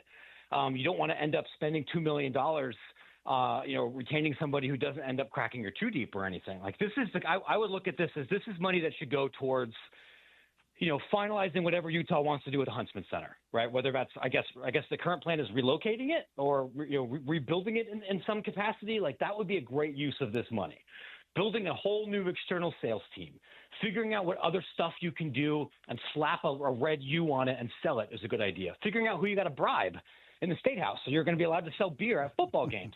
That'd be a great use of that money. Using it to get into a bidding war with BYU over football players. I'm not saying that Utah won't do that, and I won't say like this is the part of what's come up here with the Big Ten schools here too. I think that would be a very, very bad idea. Have a lot of friends on staff up there. If you're a Utah staffer, is this good news, or is there a marker on you all of a sudden? And, maybe there's a significant changes because, as you referenced, private equity, the playbook is, hey, here's the money. Oh, by the way, we're here tomorrow, and we are looking at every piece of your operation. How should this be met by Utah athletic staffers? I think it kind of depends on what they do, right? Like, if you're a coach, if you're an operations person, if you're a dobo, like, I don't think that that's something that you can outsource. I think that's fine. If you're working in what they call like athletic development, if you're on the fundraising department, my understanding is that a lot of the fundraising arm is still going to stay under the university athletic department rather than moving to this other LLC, and you might be fine too. I don't know if that strategy changes that much. If you're somebody who's working really closely with JMI, if you're involved in corporate sponsorships, group ticket sales, some of those things, I'm not saying you're going to get laid off, but like, could your job significantly change, your boss change, a lot of your day to day? Yeah, that could change too. Like, I wouldn't be expecting the under new management, which is still going to be controlled by university employees. I'm not expecting a bloodbath on day one or anything. But if you're in a revenue generating role at the university athletic department, I would be concerned the same way that I'd be concerned in any other job if your boss is changing or your boss's boss is changing. Since you and I last spoke, Matt, the last time we spoke, we talked about the possibility of Kalani taking the Penn State job. And then 2 days later, the news broke that he was staying in Provo. And look, I mean, we've been told for years that the church doesn't get involved in such things. And now the reports are that, and I want to be clear, so everybody calms down. I know it's not tithing money. Don't text me. Don't send an email. But, at the end of the day, there was a combination of a bunch of things, including our guy Cookie Bro, that got off the sideline. Okay, he was ready to get involved, and it ends up with Kalani staying. The reports are he's now the second highest paid coach in the Big 12 to Dion, Jay Hill, Aaron Roderick, coordinators, assistants get massive raises. And then in addition, NIL guarantees that he did not have prior to. Your reaction to how that story all kind of unfolded? Well, the one thing I would say is I would be completely blown away or shocked if any of those NIL guarantees are put into writing. I've been filing FOIAs, and I've got the new football contracts for like 8 other guys during this cycle. None of them reference NIL. None of them reference house settlement stuff. And the reason for that is because if you're guaranteeing money over the cap, that's breaking the rules. No one's going to put that in writing because if that memo gets in front of the CSC or whoever, there could potentially be big fines. So to the extent that that agreement does or does not exist, I think that would be a handshake understanding between Big Cookie and Big MLM and Big Wellness and whoever are the other big industries that are supporting BYU athletics right now, right? I am not super surprised that other donors decided to get involved. It's going to take some getting used to for me, and we've talked about this a lot before, to hear about a BYU athletics employee making over $9 million. Not that Kalani doesn't deserve it. I think he's a very good football coach and was hilariously underpaid around the $4 million mark, given where he stands compared to his peers in this industry. We've talked about it before too. It will be challenging to try and say that we don't outbid people, or we don't want this to be a transactional experience, or we're not playing the same game everybody else is. When I think at this point it's pretty clear that you are, and that's not me casting dispersions at CES or BYU or anything. It's just like if you're going to be a Power 4 institution right now, you can't pretend you're Princeton. Like you are, whether it's for a coach or an associate AD or a graphic designer or a backup defensive tackle, there will be times when you are going to be the high bidder. And that's okay, because this isn't the Kirtland Safety Society. This is capitalism. we have to participate in that world to get people to work for everything. I'm happy for him, and I'm happy for fans of that program, because I know what Kalani means to not just the school, but to a lot of fans here as something beyond just good at football. And I think we both know if he had left and if Jay Hill had gone with him, BYU would have been completely screwed, because it's not like there's a huge line of coaches that are able to take that job given the current requirements. 100%. Are you, based off of your knowledge of how BYU operates and the LDS Church and their economic policies, are you a little bit surprised that they have decided that their new approach is to pay their football and basketball coach not just market value, but among the highest paid coaches in their leagues?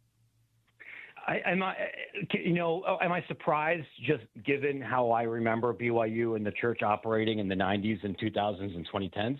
Yeah, but also this industry in college sports is super different than where it was then too, and all institutions end up evolving compared to where things are here too. I'm sure that somebody from the church will give an interview sometime a little bit later and take great pains to point out that the money to support BYU's roster and coaching staff is coming from donors, that it is not coming from Guatemalan widows' mites or anything to support this, and that's. I don't envy anybody in their public relations department, because I can tell you outside of Utah, outside in the rest of this country, and I know this because I've been fielding a bunch of texts and calls from national reporters like, can you explain this weird Mormon thing to me? It's that regular people don't see that difference. They just know this church has a whole lot of money. We all read the stories about Ensign Peaks, and now suddenly BYU's paying a lot of money. And you can give as many interviews as you want to the Deseret News. Regular people are not going to the regular people are going to follow the line and assume that it's coming from the church, even though you and I know that it isn't. Right. And I think that's a difficult thing for the PR department, because I think we both know it's not like the church is going to say, here, I'll prove it, let me open my books. Like that, we both know that's not going to happen. No, that will never happen. Last thing that I'll set you loose, and let's help people find the newsletter, because I'm sure it's going to be met with great interest out here. Look, the BYU has the church as the ultimate backer, and let's be clear, we know that it's not tithing money. I know I have to say that every time I bring it up, but they also have a bunch of powerful, very rich donors and boosters that are very fine, donating millions and millions of dollars to back up the athletic department and therefore, in their mind, further the message of a church they believe in. So they don't need private equity. Texas Tech has oil money. If Utah didn't do this, like, what would the result be? It feels like this is Utah's answer to SEC, Big Ten, bigger TV payouts, Big 12, Texas Tech oil money, BYU with their financial model. It kind of feels like the only route. Is that fair to say? I don't think I personally agree. Okay. And this is the sort of thing I would love for the university and potentially government officials to talk about here, because typically, if you are a public university and you need a bunch of money because you need to build a new basketball arena, you want to create a new mixed-use real estate development and like athletic district where you can control, some of the land. If you want to go, do X, Y, or Z, you sell bonds. You can borrow money at really low interest rates. You can, in some states, you could even ask for a direct government appropriation. Like if Wyoming needs a new football stadium or something, Wyoming taxpayers help front that. And I don't even think that's necessarily an unreasonable ask. There's lots of ways that you can get money without giving up equity, in a way that like Boston College can't do those things. So I would be very interested, and to my knowledge, no one's really talked about this yet, about why this model makes sense rather than everything else that was available to them. The only thing I could think of is you partner with a private equity company, and then you get all the big brains behind F1 Racing and these other data analytics companies. You go to the bank, you don't get anything. They're stuck with the same guys.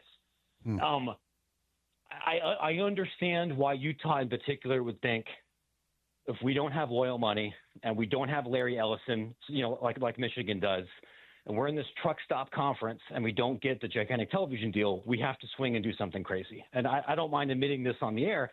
Many of the other schools that I'm aware of that have had these kind of conversations, because it's not just Utah, most of them have been in the Big 12 or the ACC. Schools that I think are in a similar boat where their ambitions don't line up with their current television deals. But there's always other ways. It's probably not realistic to expect donors alone to do this sort of thing because there's only so many rich Utah fans. But I would really like to hear the school side of the story about why other financial mechanisms weren't appropriate here. Think there's any shot Utah gets a Big Ten invite before it cuts you loose? Man, it's funny. Every time this kind of thing comes up when I go check Twitter, and it's, I can just look at my mentions, there's 16 Utah fans saying, like, yeah, they're doing this to join the Big Ten. And, like, that's not how this works, guys. Like, if we think about this in our lifetime, because I think you might be a little bit older than me, but probably not by much. Like, who has been a more relevant, important athletic program, UCLA or Utah? Like, it's not close. Yeah. It's Utah by a mile, and they, like, I can tell you because I saw some of the documents when the Big Ten was financially modeling their last round of expansion. Utah wasn't even on it. I really struggle to imagine a world where even with $500 million that you can buy or build enough things that would make Utah a financially additive team to how the Big Ten is currently structured, when Florida State right now probably isn't. Yeah. I wish that I could tell people that this was America and this was a meritocracy and you could just win your way in, baby. But that's not how Rutgers got that spot.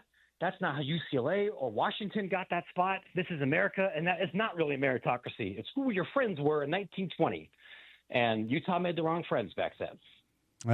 Well said. Good stuff. Hey, I'm sure we have a lot of listeners eager to check out the newsletter, so where can they go find it, Matt? If you are interested in this sort of thing, friends, you can find it at extrapointsmb.com, or you can find me online at Matt Brown EP or Matt Brown on Blue Sky. Great stuff, sir. Appreciate the time. Be well. We'll chat soon.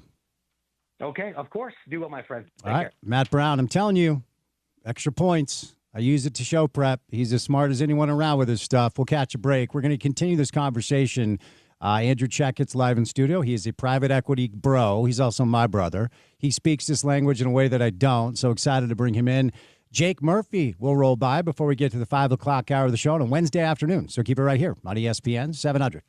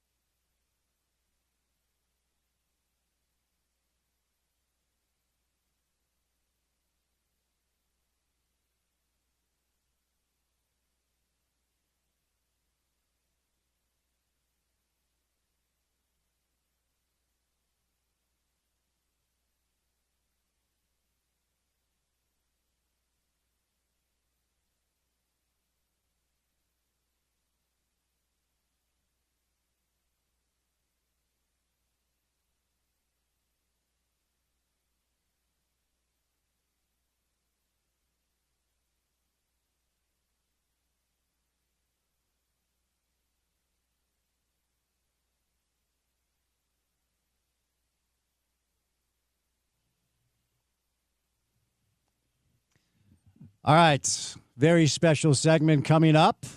For our YouTube viewers, you should tune in to see Trevor Riley. Oh, he took the hat off, but he does have the sunglasses on. Let's make sure all the microphones are on. Trevor Riley, how are you, buddy? Doing great. Great to see you.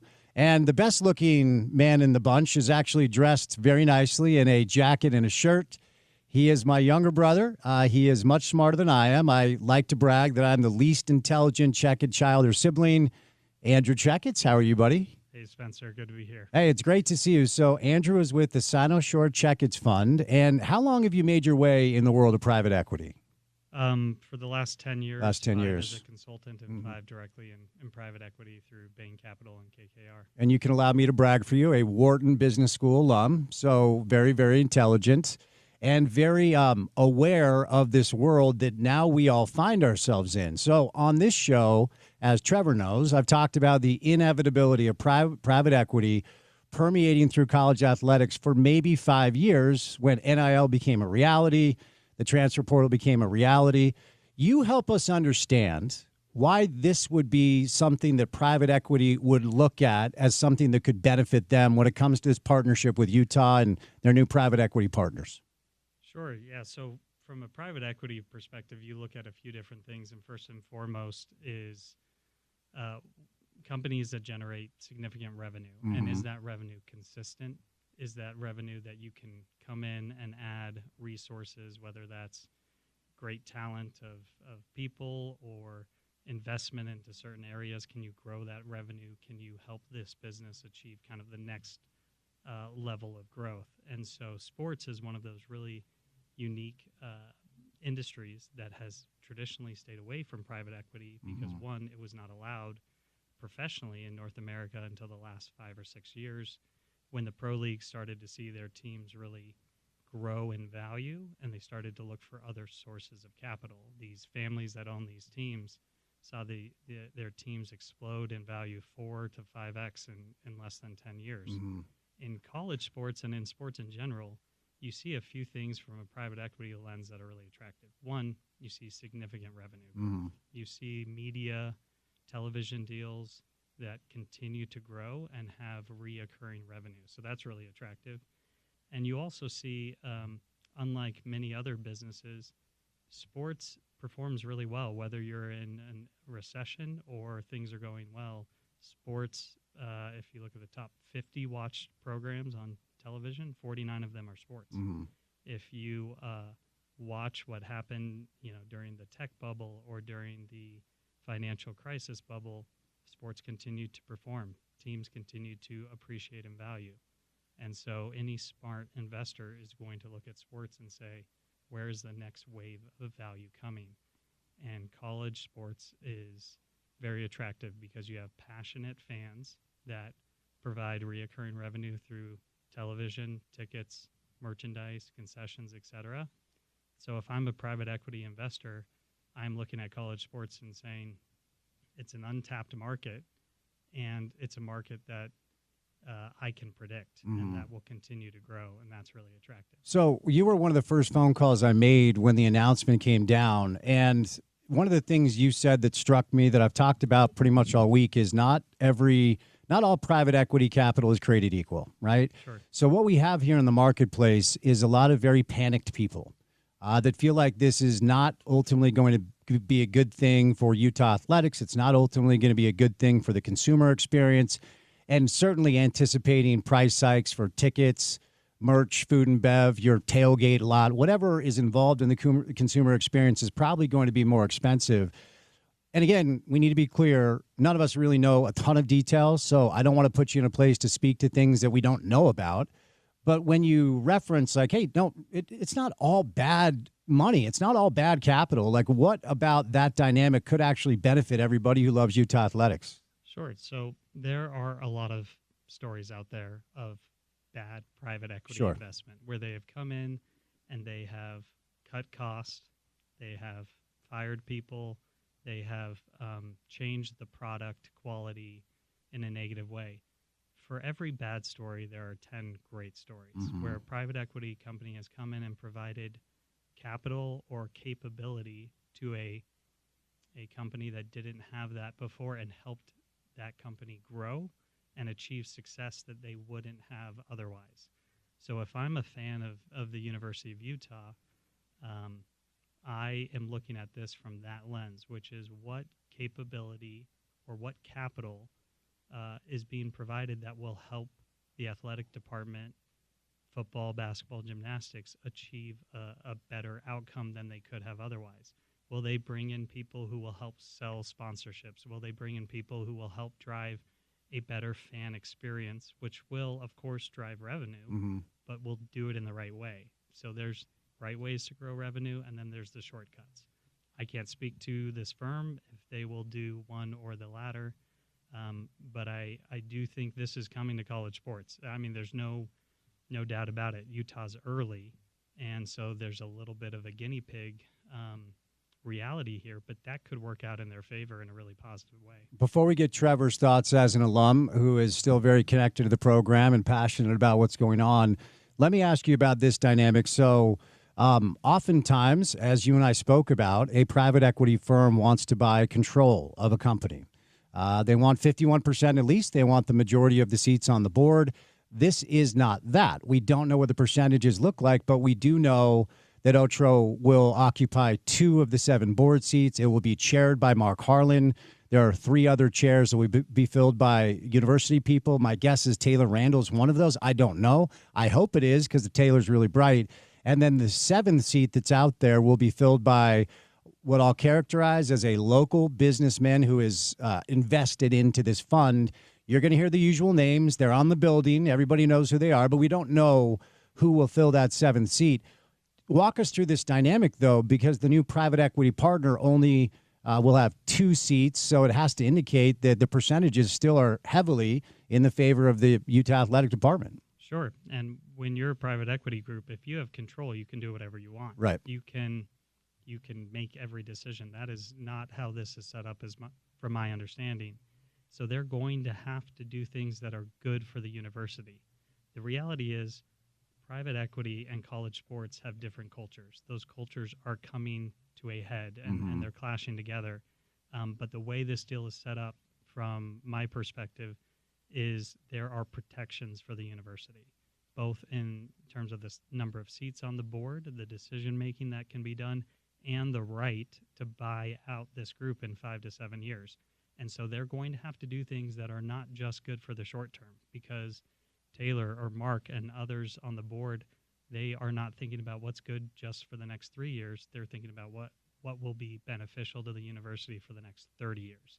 And so the protections from the deal structure are good for the University of Utah.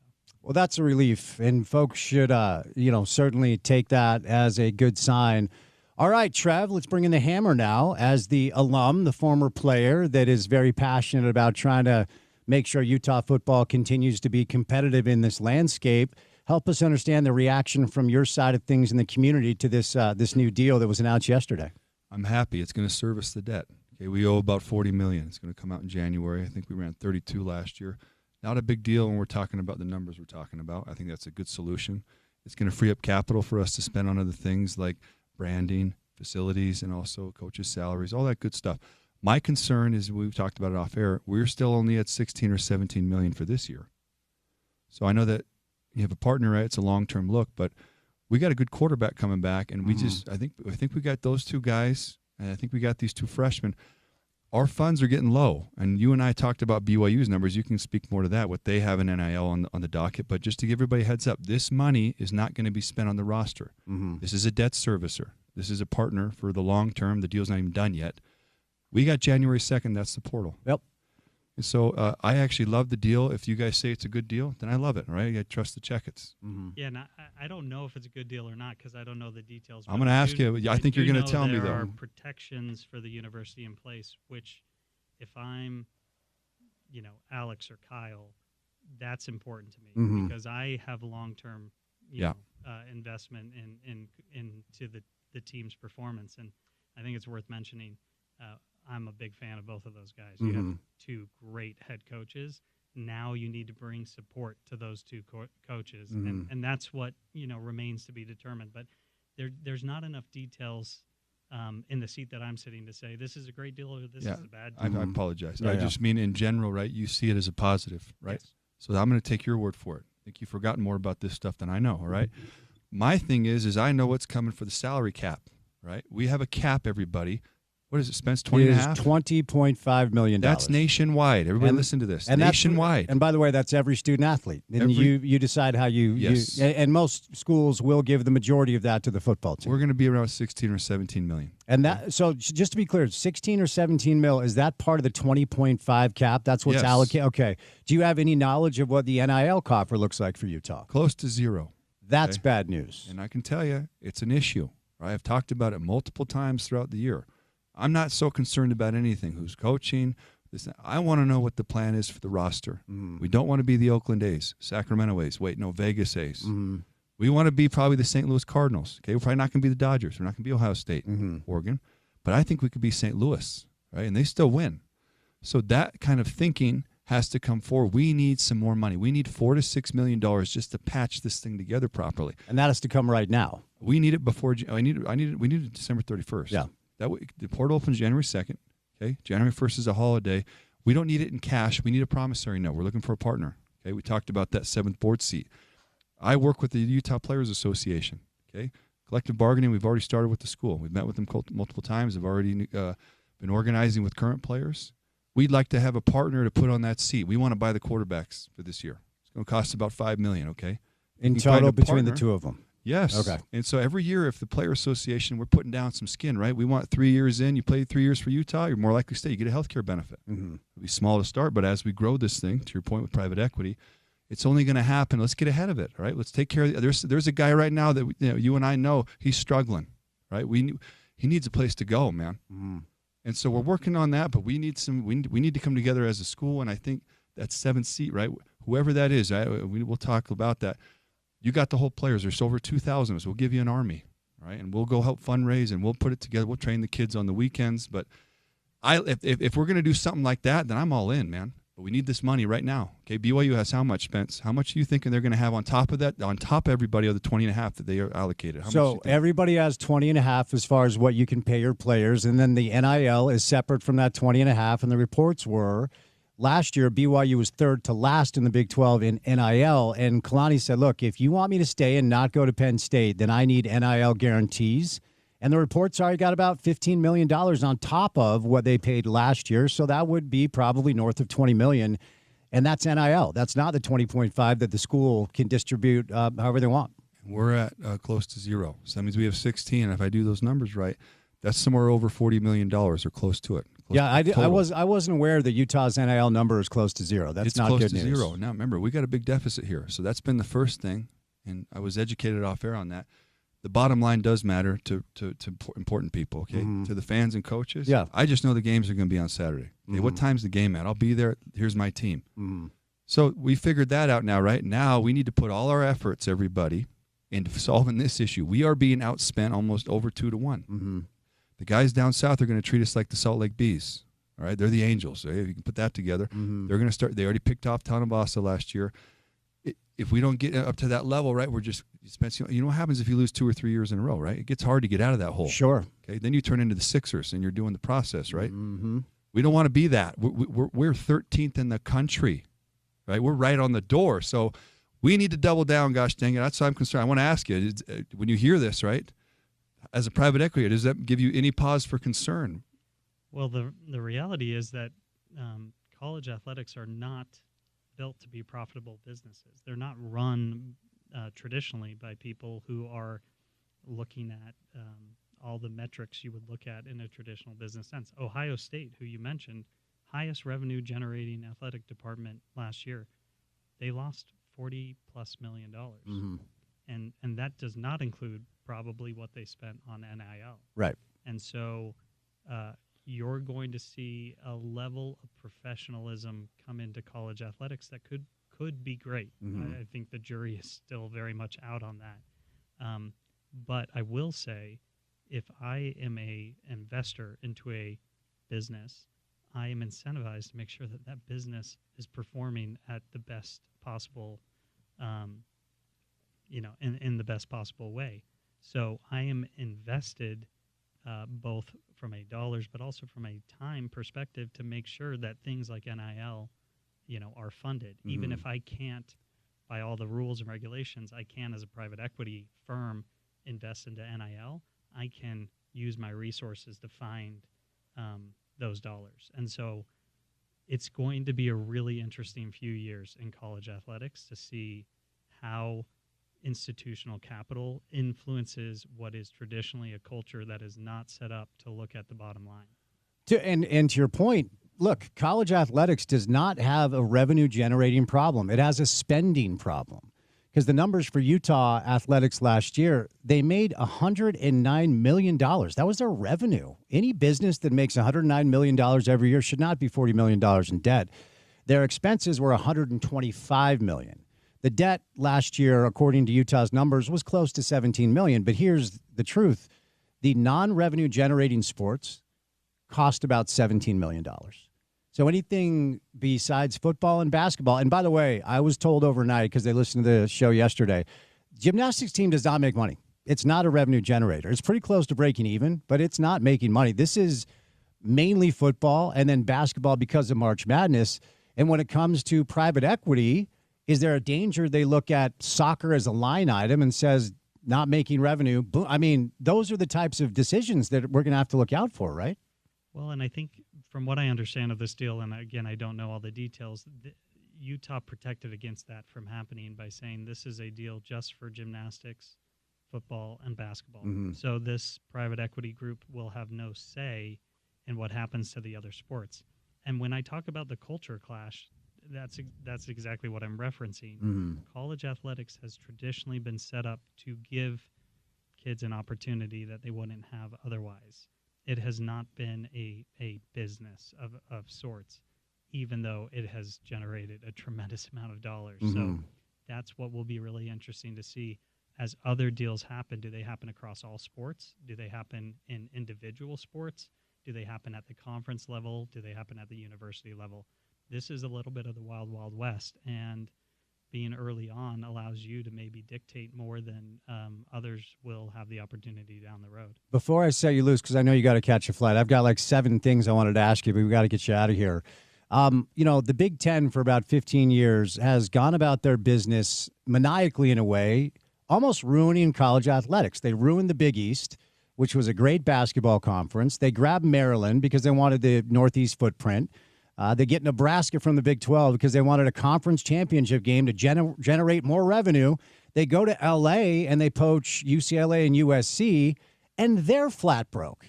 Like, they're trying to consummate private equity deals. And look, their TV distribution is healthy, but you reference the inevitability of this coming. The leadership in college athletics has been so asleep at the wheel. Ed O'Bannon filed his lawsuit in 2008. You've had 17 years to prepare for this. At what point is this sport, meaning college football, just drug by its heels into the professional model where it's like, look, sorry if you don't like it, but we're here. The players unionized. There's a leadership which has a commissioner. There's a governing body. You collectively bargain, and basically it's the NFL. Are we moving in that direction? That's sure what it feels like. Yeah. But I will say, that you look at the NBA in the 80s and 90s, there were maybe 2 or 3 teams that were actually making money. Mm-hmm. Most teams were losing money. So I think you're seeing college athletics follow what happened in the professional league realm, where great revenue generation, but you're having to spend almost everything you make, if not more, to remain competitive. Mm-hmm. But the NBA slowly, through great leadership, through great decision-making, became a place where every market could make money, whether you were Oklahoma City or whether you were the New York Knicks. Yeah. And so there will be the haves and the have-nots in college athletics, and you will have to see some type of regulation because it is way too much of a wild, wild west, and institutional capital will not stand for that. They will force the issue for some of these things to become more professional in terms of collective bargaining, in terms of regulation and rules. And by being early on, Utah's going to be part of that conversation. Well, that's not a bad thing. You got to catch a flight. We'll set you loose, okay? Good to see you. We're going to catch a break. Jake Murphy is going to join us, Trevor's best friend, and Trevor's sticking around. So it's about to get weird. Keep it here on ESPN 700.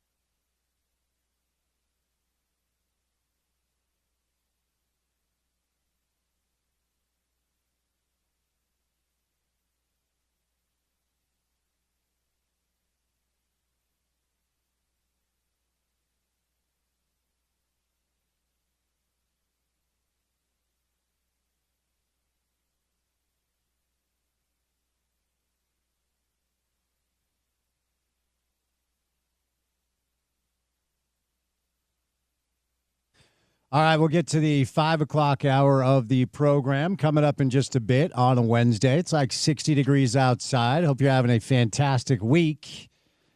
But excited to welcome in our next guest. I feel like I used to do a lot of radio with him, but it's been quite some time. He is a former Utah tight end with a lot of very interesting takes on the current landscape of not just Utah, but collegiate athletics. An honor to welcome in Jake Murphy on a Wednesday afternoon. Jake, how you been, man?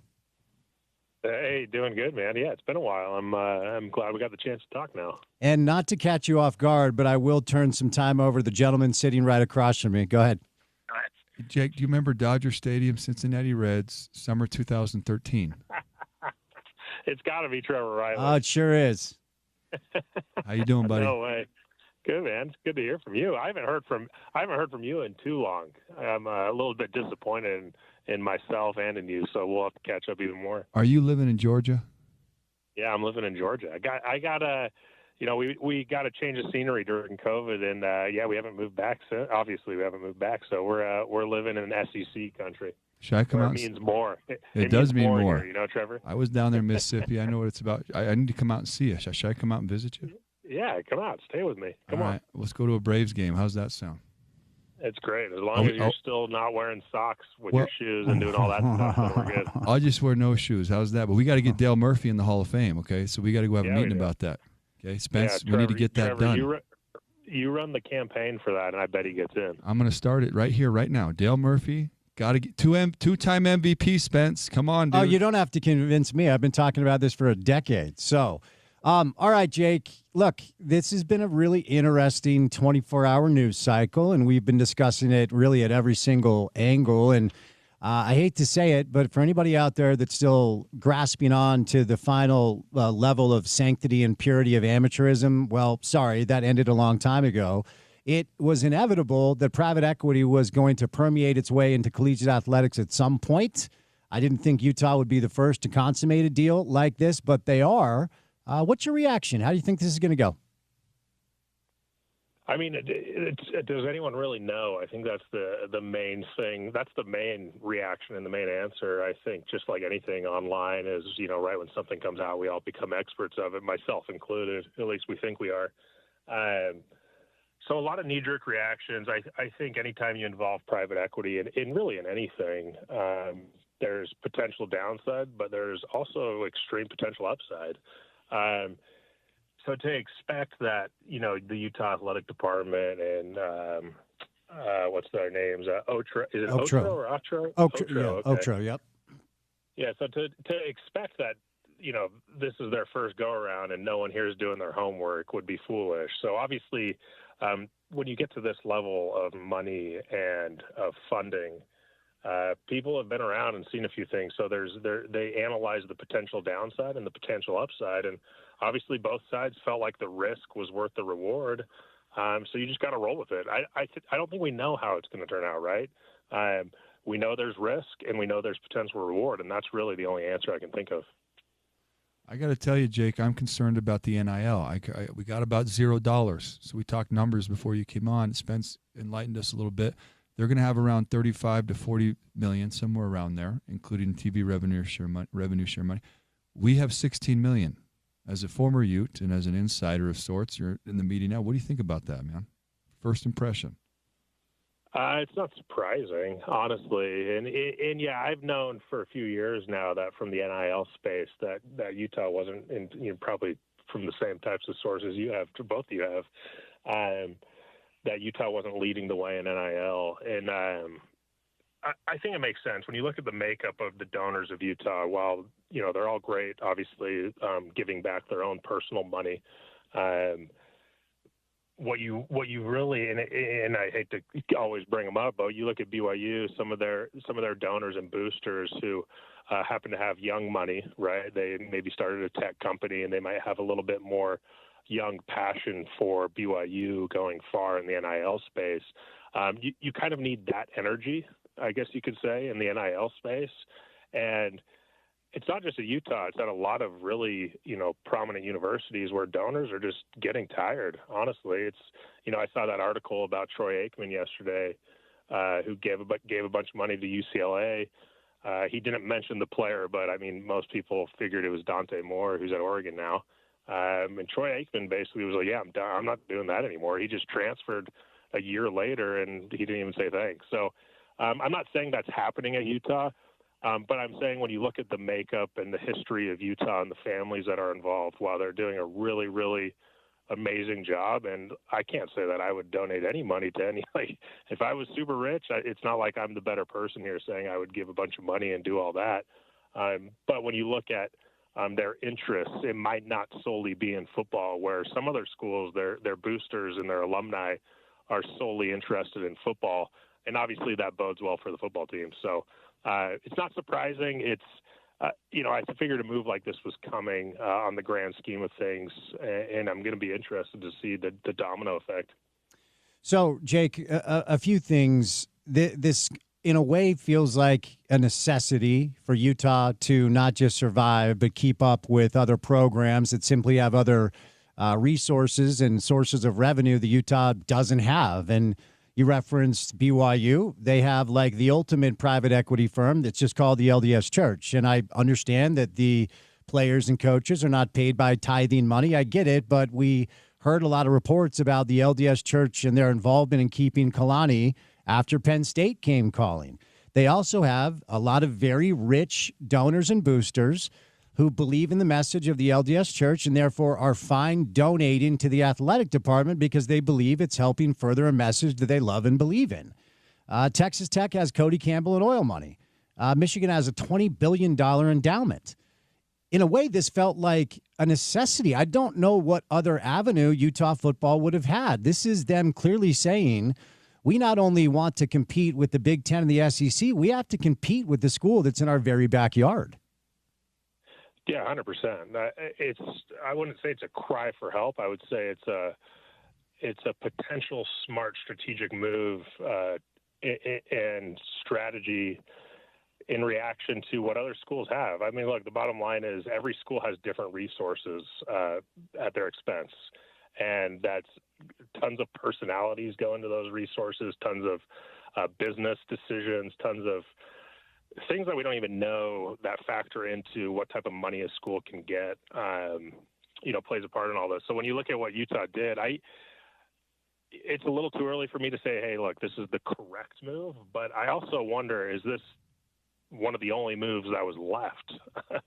And I got to think it was, right? I don't think you dive into this, this type of structure without that being, one of the only, if not the only, move left. And I think it's going to be interesting. I think, not to sound like a conspiracy theorist, but I think you had to make a move like this with the future of college football. And I've talked a little bit about this on Twitter or X or whatever you want to call it.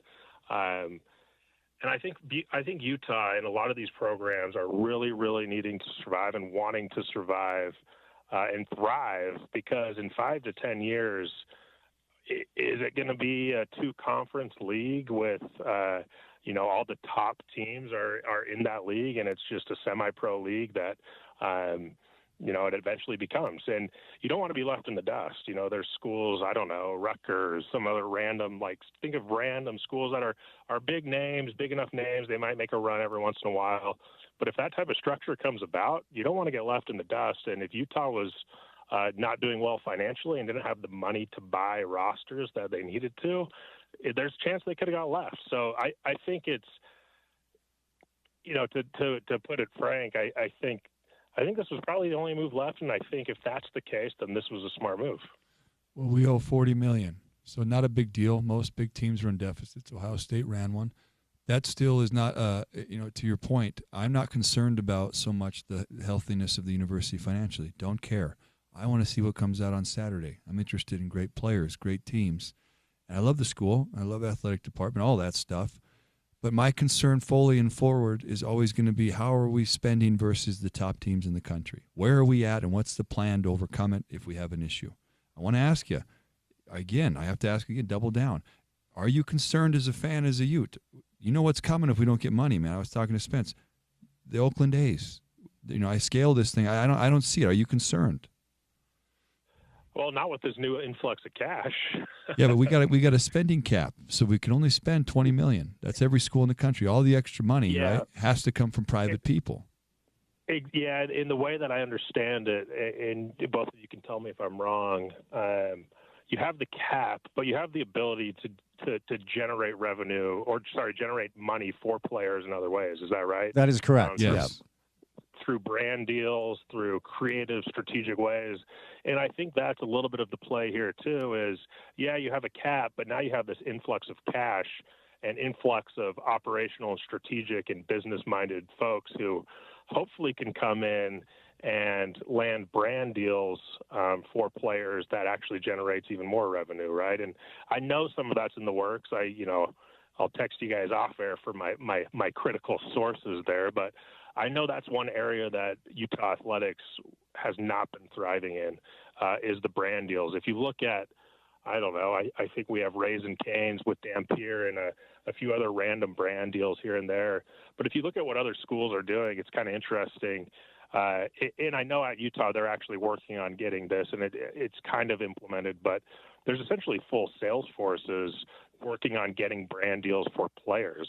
And I think if you look at what Otro's hopefully going to do, they're going to start implementing these business practices to generate money for players in other ways. Because, Trevor, to your point, you got to find other ways to get guys more money. And that's just the landscape that we're in. And Utah needs to figure that out. And I don't know who's going to figure it out exactly, but hopefully this means, maybe they can make a few crucial hires and bring on crucial business-minded folks who can get players even more money outside of the cap. We should hire you. Yeah, I've put out there on Twitter, I'll come do it for free. Hey, Mark, we want Jake Murphy, son of Dale Murphy, right? There's some good lineage there. I think we should hire Jake Murphy to be in charge of branding and cap circumvention. Jake Murphy. Let's do it.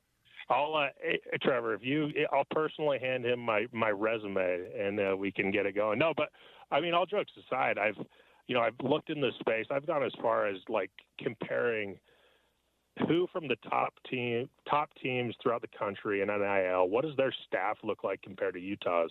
And there's just a few roles and people at Utah that they don't currently have that I think could. I'm sure it's coming. I think it's going to be coming, and you're going to be seeing people working at the University of Utah who are trying to land brand deals, massive brand deals for players. So I'm optimistic there. I don't know if it's happening as well as it could be right now, but I think it's going to get better. And a couple of things that I just continue to want to bring up to just dispel some notions out here. Look, this is not a sale. It is a spinoff to an entity that is called Utah Brands and Entertainment, LLC. As a public institution, you're not allowed to sell a portion of something that's owned by the public. And look, every school was tasked with the following challenge, okay? Number one, back damages because of the NCAA and the conferences agreeing to pay about $2.8 billion over 10 years to former athletes who were denied NIL opportunities. The NCAA is covering some of this, but the schools are on the hook for a lot of it. As Trevor referenced, and this is probably the most immediate thing that's the most prescient to handle, it is the cap of roughly $20.5 million to $22 million per school. That's about 22% of your average revenue that goes directly to athletes. Now, that's to all athletes. That's not only to football players, but most schools will allocate 75 to 80% of that money to the football players. And then finally, this is one that isn't talked about very much. Under the House v. NCAA settlement, we've eliminated scholarship limits in favor of roster limits. So football programs can now offer scholarships to the entire 105-man roster. Okay, back in the day, you had walk-ons, and essentially that was free labor, okay? So if you want to keep up with the biggest of the big dogs in college football, you have to find money for basically 105 players if you want to have depth. Now, of course, we're grown-ups, and the majority of the money will go to the Devin Dampiers and the Spencer Fanos, but we've seen what has happened to programs that haven't been able to find the cash to pay a lot of players. The depth isn't there the way it used to be. And Trev, you and I talked about this. And it's not just Utah. Lane Kiffin talked about this in the SEC because of the dynamic of back in the day, if Nick Saban had a 5-star defensive end get hurt, he'd be like, hey, go dust off the other one that's on the sideline. But now if you're a 5-star sitting behind another player, the coach from Ohio State will call you and say, wait, you'll come play for me. I'll pay you $2 million. You don't have to sit on the sideline. So all of that is to say, ultimately, let's be clear, the deal is not a sale. It is a spinoff. They still maintain control. And, Jake, I ultimately believe this was kind of the only route that they had at their disposal to basically come back to ground zero based off of the three dynamics I just pointed out that puts you in a much different cost of doing business with an outdated revenue model. 100%. Yeah, the cards were stacked against Utah almost from the very beginning, and I don't want to sound like I was predicting this, but when NIL came out and I had I work in tech right now. I work in software, so just knowing the entire landscape of BYU and the folks that they have who are alumni, right when NIL kind of got the green light, it was like instantly, okay, this is great for BYU. And it took a little bit of time for them to adopt it, and they had players doing brand deals with like Built Bar and like some of these random little things. But then they figured it out, and it's gone really well. I think BYU just had their highest recruiting class ever. But for Utah, unfortunately, and there is money coming in, but the cards were stacked against them. And Spence, you just laid out all the different ways that all the different hurdles that they've had. And unless you have crazy amounts of cash coming in, you had to do something. That's why I am optimistic. And when I hear it, yeah, there's certain things, when private equity took over Cafe Rio, all the pork, you didn't get as much meat in your burrito, and little things like that happen when private equity takes over. But the private equity, they still need a return, right? They still need a strategy to actually get a return. And to get a return, there still needs to be a good product. To act like they're just going to just raise all the prices of tickets and everyone's going to hate their lives is very short-sighted as well. These people are very, very good at what they do, and they have a strategy on how they're going to create a good product, or not just create a good product, but add on to an already good product, right? That's the hopes.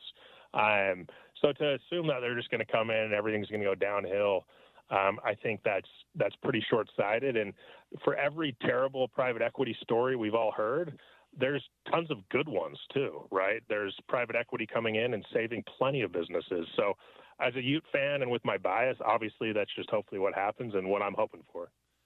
I'm worried about the basketball team. I know we're both football guys, right? We're a basketball school, though. I heard some great stories today about the 50s and the hoops and some of the culture there. Mr. Gardner. And obviously Majerus, and now we got Alex Jensen here. I'm looking to support this guy big time, right? As a former Ute player, and he was my basketball camp coach back in, 1999, whenever he was here. He's from Bountiful, and so I'm seeing that product, right? I'm seeing they're playing hard, but same thing, right? The whole brand has got to rise here, Jake. Do you have any solutions for us? How are we going to raise this whole level thing? We need to get on a national level. What do we got to do? I think you got to get creative.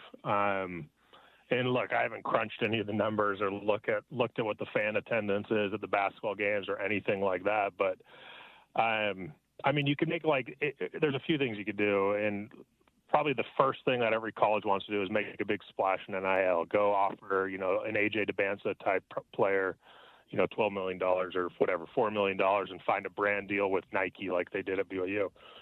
That's what everyone wants to do. That's probably not going to happen, right?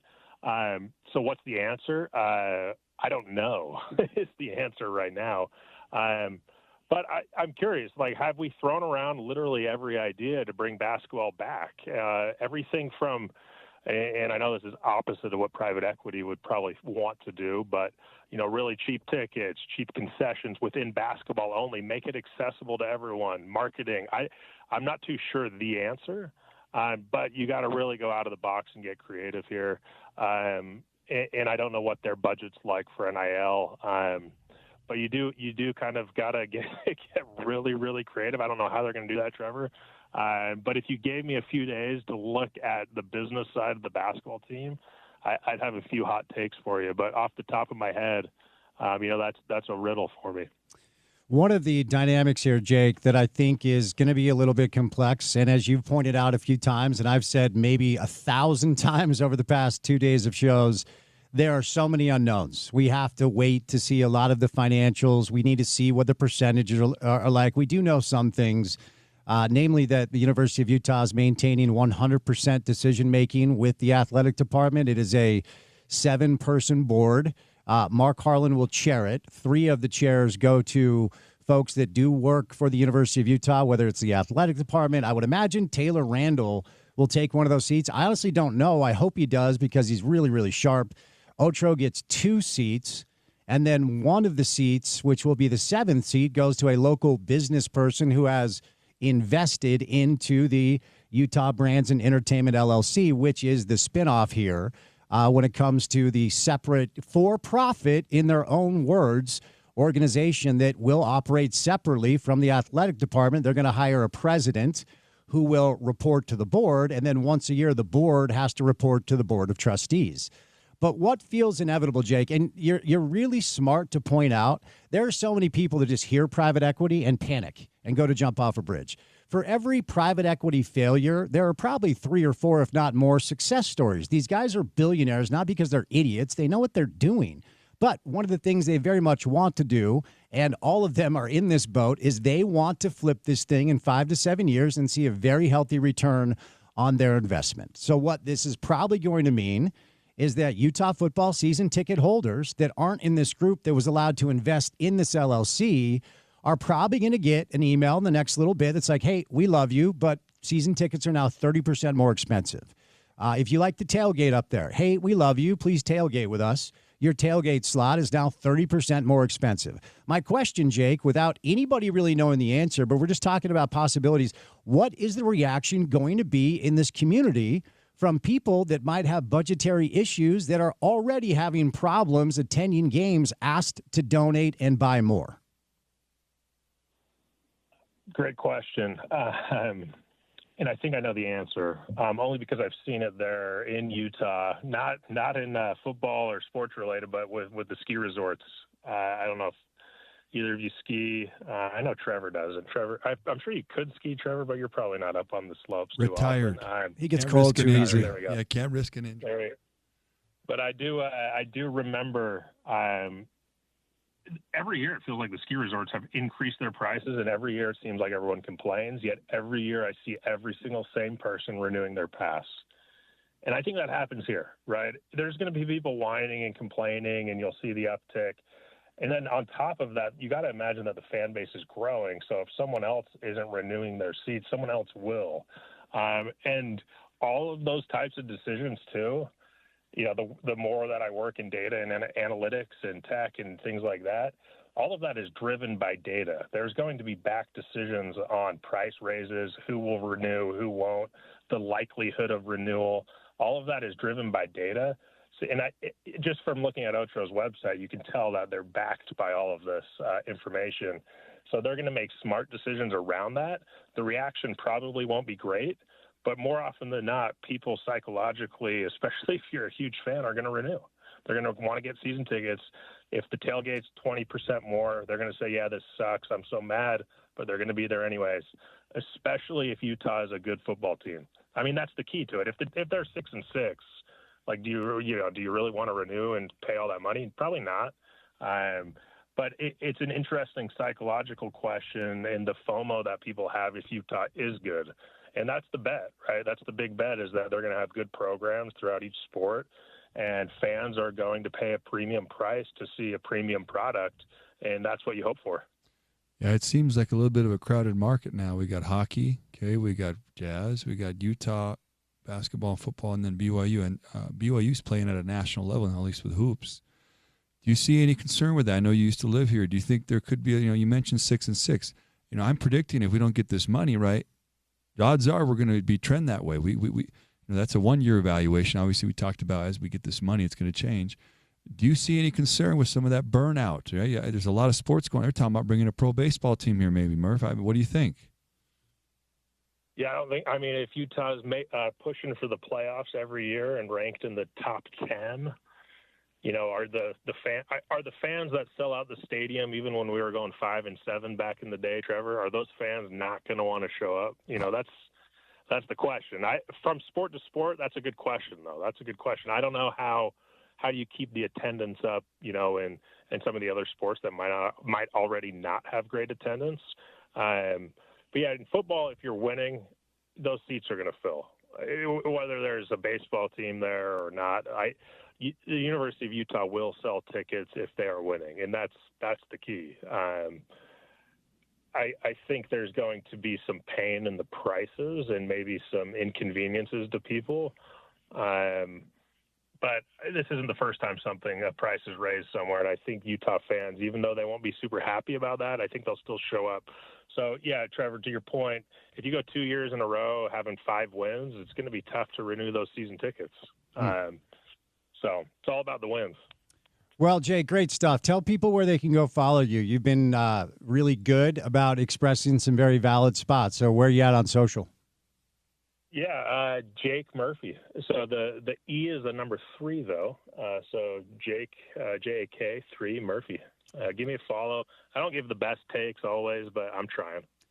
Well, I've always appreciated your, your ability to think through things critically and intelligently. So I appreciate your time today, and we'd love to get you back on soon, okay? Yeah, let's talk soon. Trevor, reach out. Let's talk soon. All right, buddy. M808 number now. I'll call you. Okay. We'll see you guys. All right. Jake Murphy, former tight end at the University of Utah. I would say Jake is one of our brighter, more thoughtful Utah football alums. Is that fair to say? He's genius, dude. He could have played pro baseball easily, okay? Probably could have played college hoops. He's a tremendous athlete, okay? Mm-hmm. His whole family, man. Two of his brothers played in the NFL. McKay was with us. He went to Weber State with Jay Hill, and then he had a brother who was at Utah State as an offensive lineman. His dad is who he is. And again, he's got a good campaign going now. I kind of looked him up a little bit. He's getting his dad in the Hall of Fame. We need to get – they just let in Jeff Kent. He's good. He's not Dale Murphy. Yeah. Come on, man. Yeah, it's beyond time. We've been on that in this market for quite some time. Well, look, we will set you loose. It's always great to see you. Stay out of trouble, will you? Life is good. Yeah, I know it is for Trevor Riley. It always is. We got 3 hours down. We have 1 hour to go. The 5 o'clock hour of the program comes your way next on ESPN 700.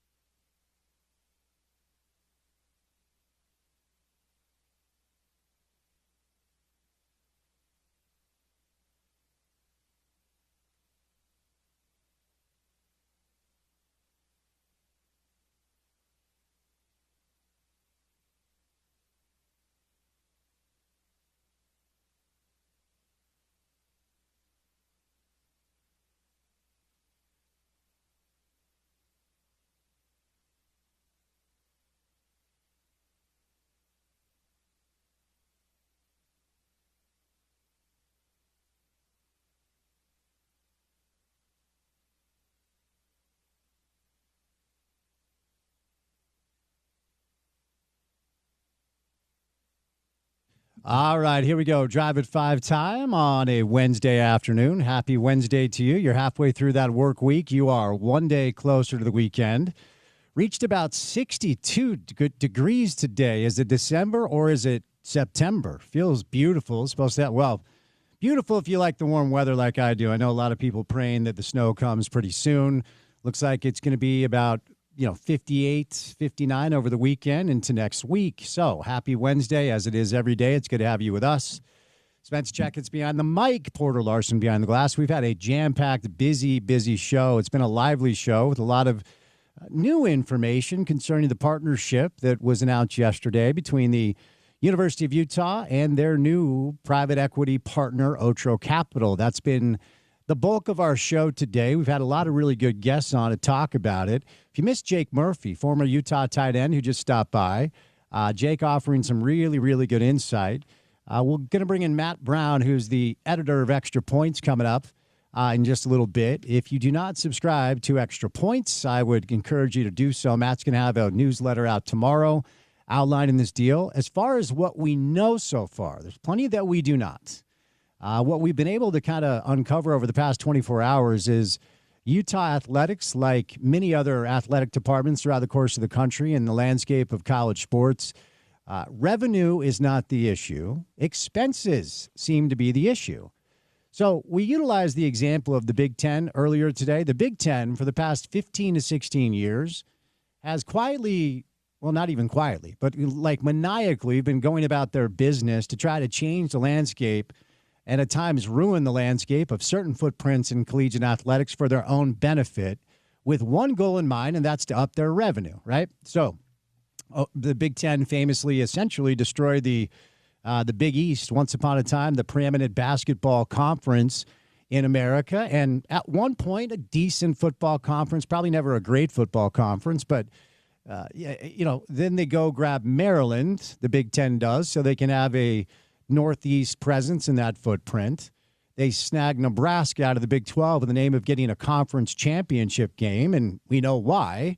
You add another game, you add another conference championship game, you go back to your TV partners, you can negotiate a better deal where you have more revenue.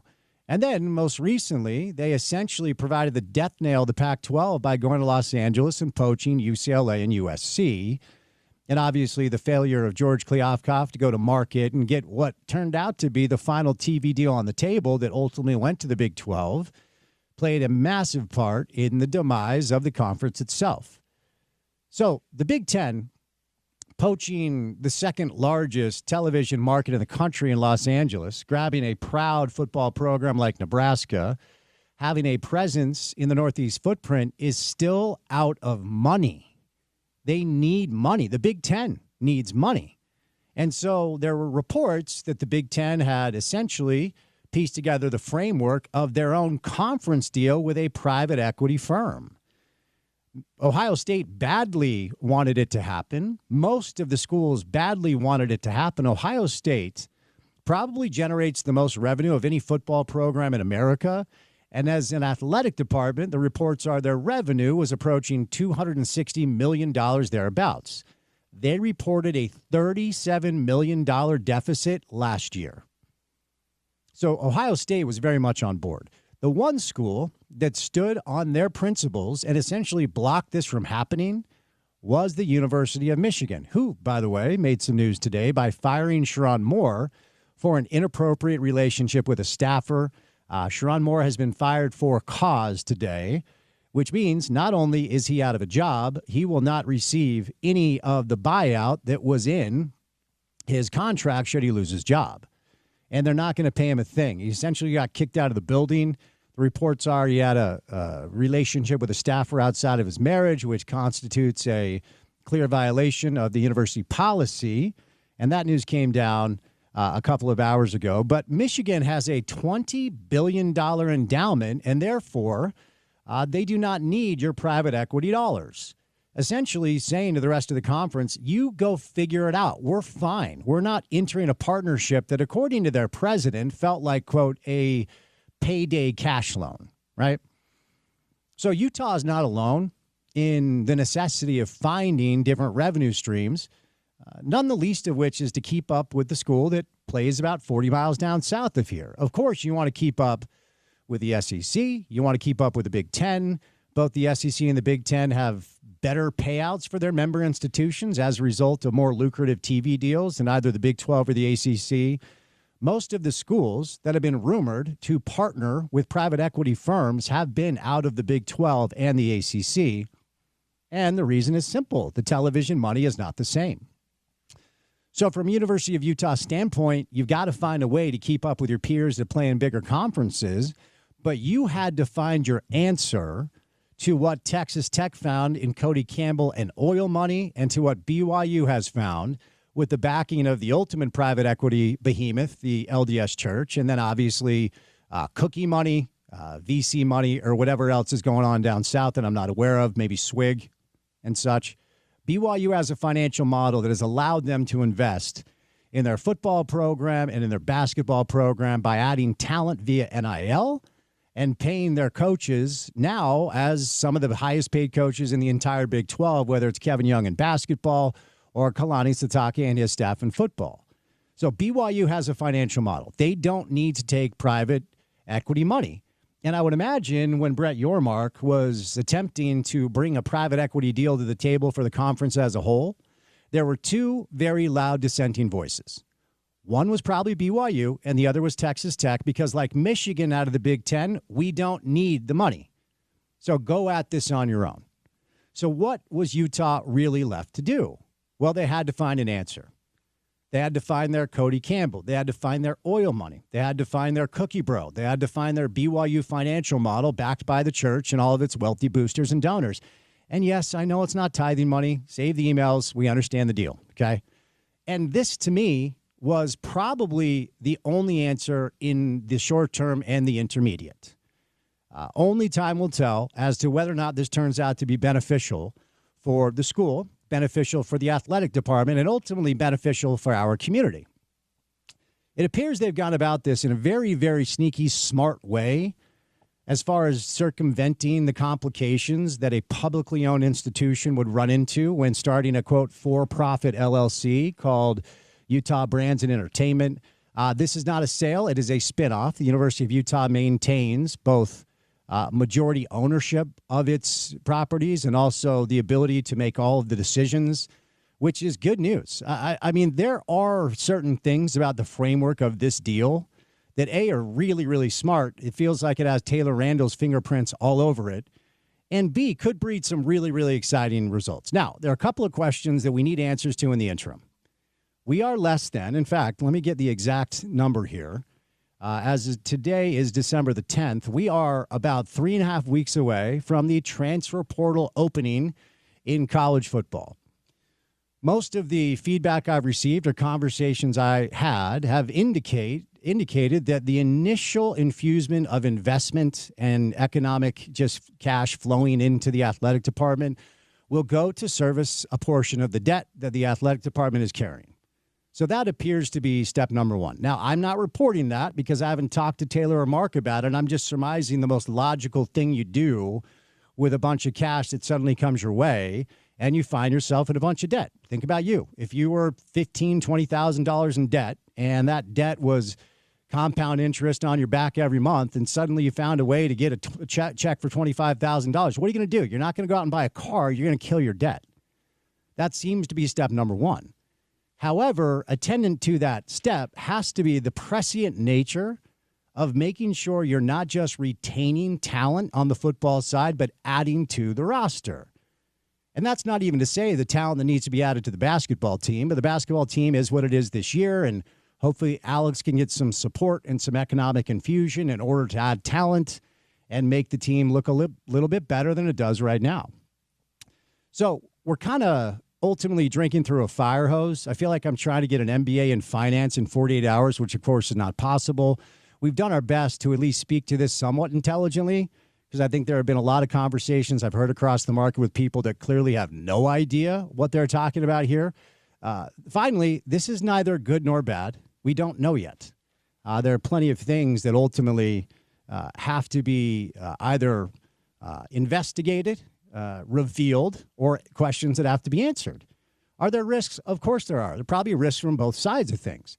It is completely unfair and untrue just to say private equity kills everything it touches. It very much does not. It does sometimes. There are plenty of private equity success stories.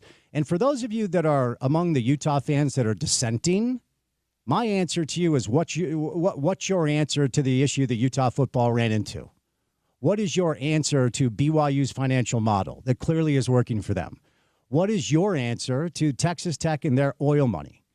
The two highest paid and well-funded football programs this year just played in the Big 12 championship game, okay? What's your answer? If it's not this, then what? Keeping up with the SEC and the Big 10 and your peers in the Big 12. Be very curious as to hear what you would have to say. All right, before we catch a break, we have a new client on the show and on the station that I'm really excited about because I have worked with them and so I can speak to their results. It's called Game Day Men's Health. So it's winter time, it's holiday time, and we all like to eat a little bit more. Maybe you like to drink a little bit more. Maybe it's that time of year where you're going to put on some weight because the weather's colder. You're just inside more, and it's that time of year. Well, if you have aged a little bit because, it's how life works. As the days go by, you get older. And if you've tried to get back into shape recently and you're in your 30s, 40s, 50s, or beyond, you know that it's really hard compared to what it was like when you're a teenager in your 20s, where if you just kind of grind for a couple of months, then you're back at it, right? So ultimately, I set a goal a couple of years ago. Said I want to get into the best shape I've ever been in as an adult. It's one thing when you're younger. It's easy to do that. And so I cleaned up some habits. I started eating a clean diet. And then I started hitting the gym. I started going to yoga, started exercising a lot. And within 3 months, I was frustrated with what I perceived to be a real lack of results, right? So a friend of mine said, have you ever tried supplementing your testosterone? And I said, no, I wouldn't even know how to do that. He said, well, it would really improve your process if you found a way to do that. So he recommended Game Day Men's Health. So here's what you do. This is exactly what I did. You go in for a free consultation. What does that look like? It's a short little appointment where they take a little bit of blood. And then after some time goes by, you sit there and they go over your levels with you. And then they say, we have these products that could probably help you here or there or whatever. For me, that was testosterone, and it was their peptide therapy. So those are the two products I use with them. Now, if you want the semaglutide, tirzepatide, the weight loss stuff, they have that too. So if you're in a spot where you need to lose a lot of weight, they can definitely help you do that. So you do the consultation that is for free. And then over the course of 3 months after meeting with them and utilizing testosterone and peptides, my results were twice what they were prior to the 3-month time frame that I tried to get back into shape. And I can tell you, 2 years later, I'm just in the best shape I've ever been in as an adult. Not bragging, telling you you can do the same if you take a little bit of time, clean up some habits, and utilize the products at Game Day Men's Health. But here's the kicker, and this is why it makes sense. It's the deal they give me. They're giving it to you, which is 50% off of your first-year membership. So free consultation and then 50% off your first-year membership with our friends at Game Day Men's Health. So go to GameDayMen'sHealth.com, schedule that consultation. They've got 4 locations across the Wasatch Front, Lehigh, Pleasant Grove, Cottonwood Heights, and South Ogden. It's our good friends at GameDayMen'sHealth.com. All right, the editor of the Extra Points College Football Newsletter, Matt Brown, stops by. Coming up on ESPN 700.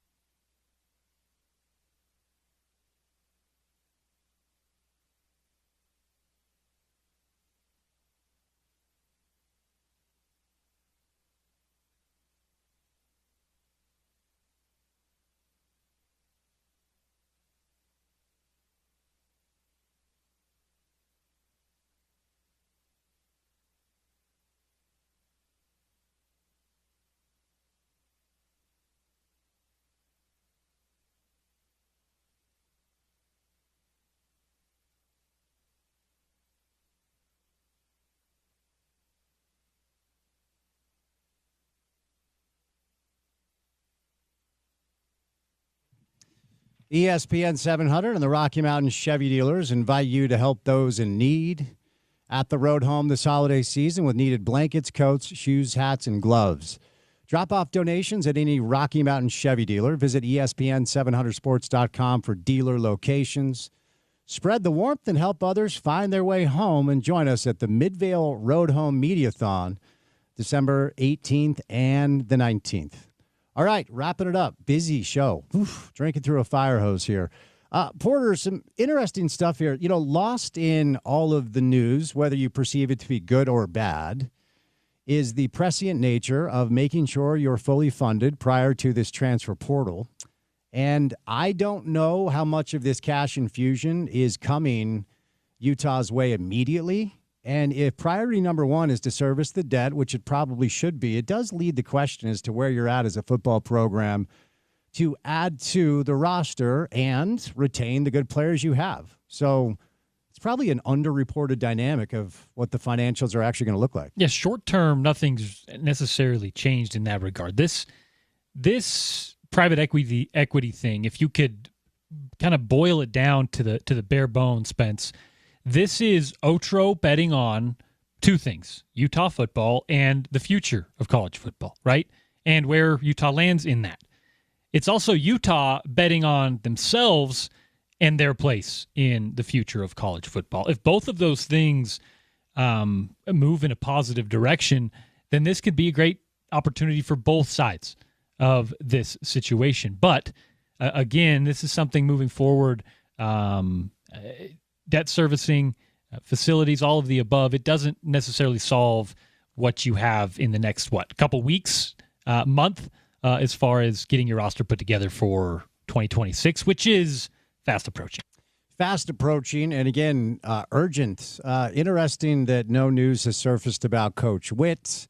My guess is he'll coach the bowl game, as we know that ultimately Utah will be in the Vegas Bowl against Nebraska. There's a chance we're going to be on site for that. Not sure what that will look like just yet.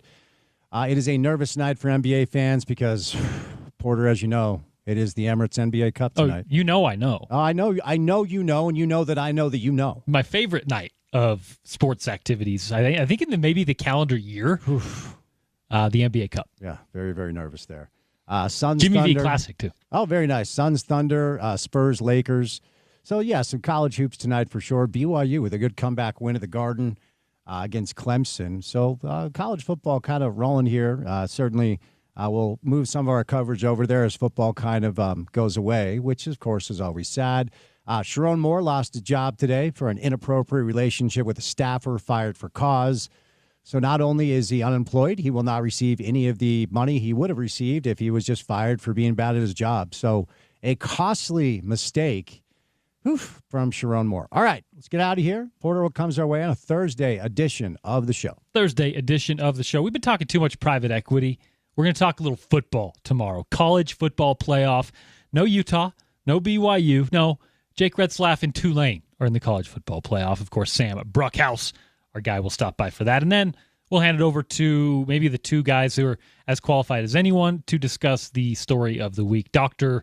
Chris Hill and one Kyle Bonagura will join the drive. That will be a fascinating educational show. We will talk about Tulane's use of the Spider 2Y banana with Jake Retzlaff under center. Have you noticed that? They love that route. They do. Yeah, I know. They do. Mm-hmm. I love to see these local connections, but man, it must be a little tough for BYU fans, Utah fans to look across. They've been listening to Sam Bruckhouse on the home of the Utes all year. They've been watching Jake Retzlaff, who was a BYU Cougar less than a calendar year ago, and they'll be watching them in the college football playoff. But yeah, Spider Y2 banana, whatever you want to call it. Such an underrated route, man. I'm telling you. But I'm a football guy. You guys know that. All right. I am staying at ESPN 700 for the number of people that have reached out to inquire. You're stuck with me. I'm sure a lot of you are bummed, but for those of you that like it, don't worry, we're not going anywhere. Just going to take a little part-time gig with our friends over at KUTV and expand the TV footprint a little bit, and we're going to have a lot of partnerships and synergies now that we have a TV partner, which is something the radio station has never had. But we'll say goodnight. Special thank you to Richard Smith, Matt Brown, Andrew Checketts, and Jake Murphy. Trevor Riley, too. A lot of good stuff today. If you miss any of it, website is there, which is ESPN700sports.com. You can also download our mobile app and take us on the go. That ESPN 700 app is in the App Store and the Google Play Store. Then finally, for what we do in our space, 4 hours every afternoon. It's called The Drive with Spence Checketts. Check out our podcast wherever you get your shows. Support us, subscribe, rate, review, say nice things in the comments. Give us all the stars. It helps. He's Porter. I'm Spence saying good night. Have a great Wednesday evening. Talk to you on a Thursday drive. As always, you can catch it right here on your home of the Utes, ESPN 700.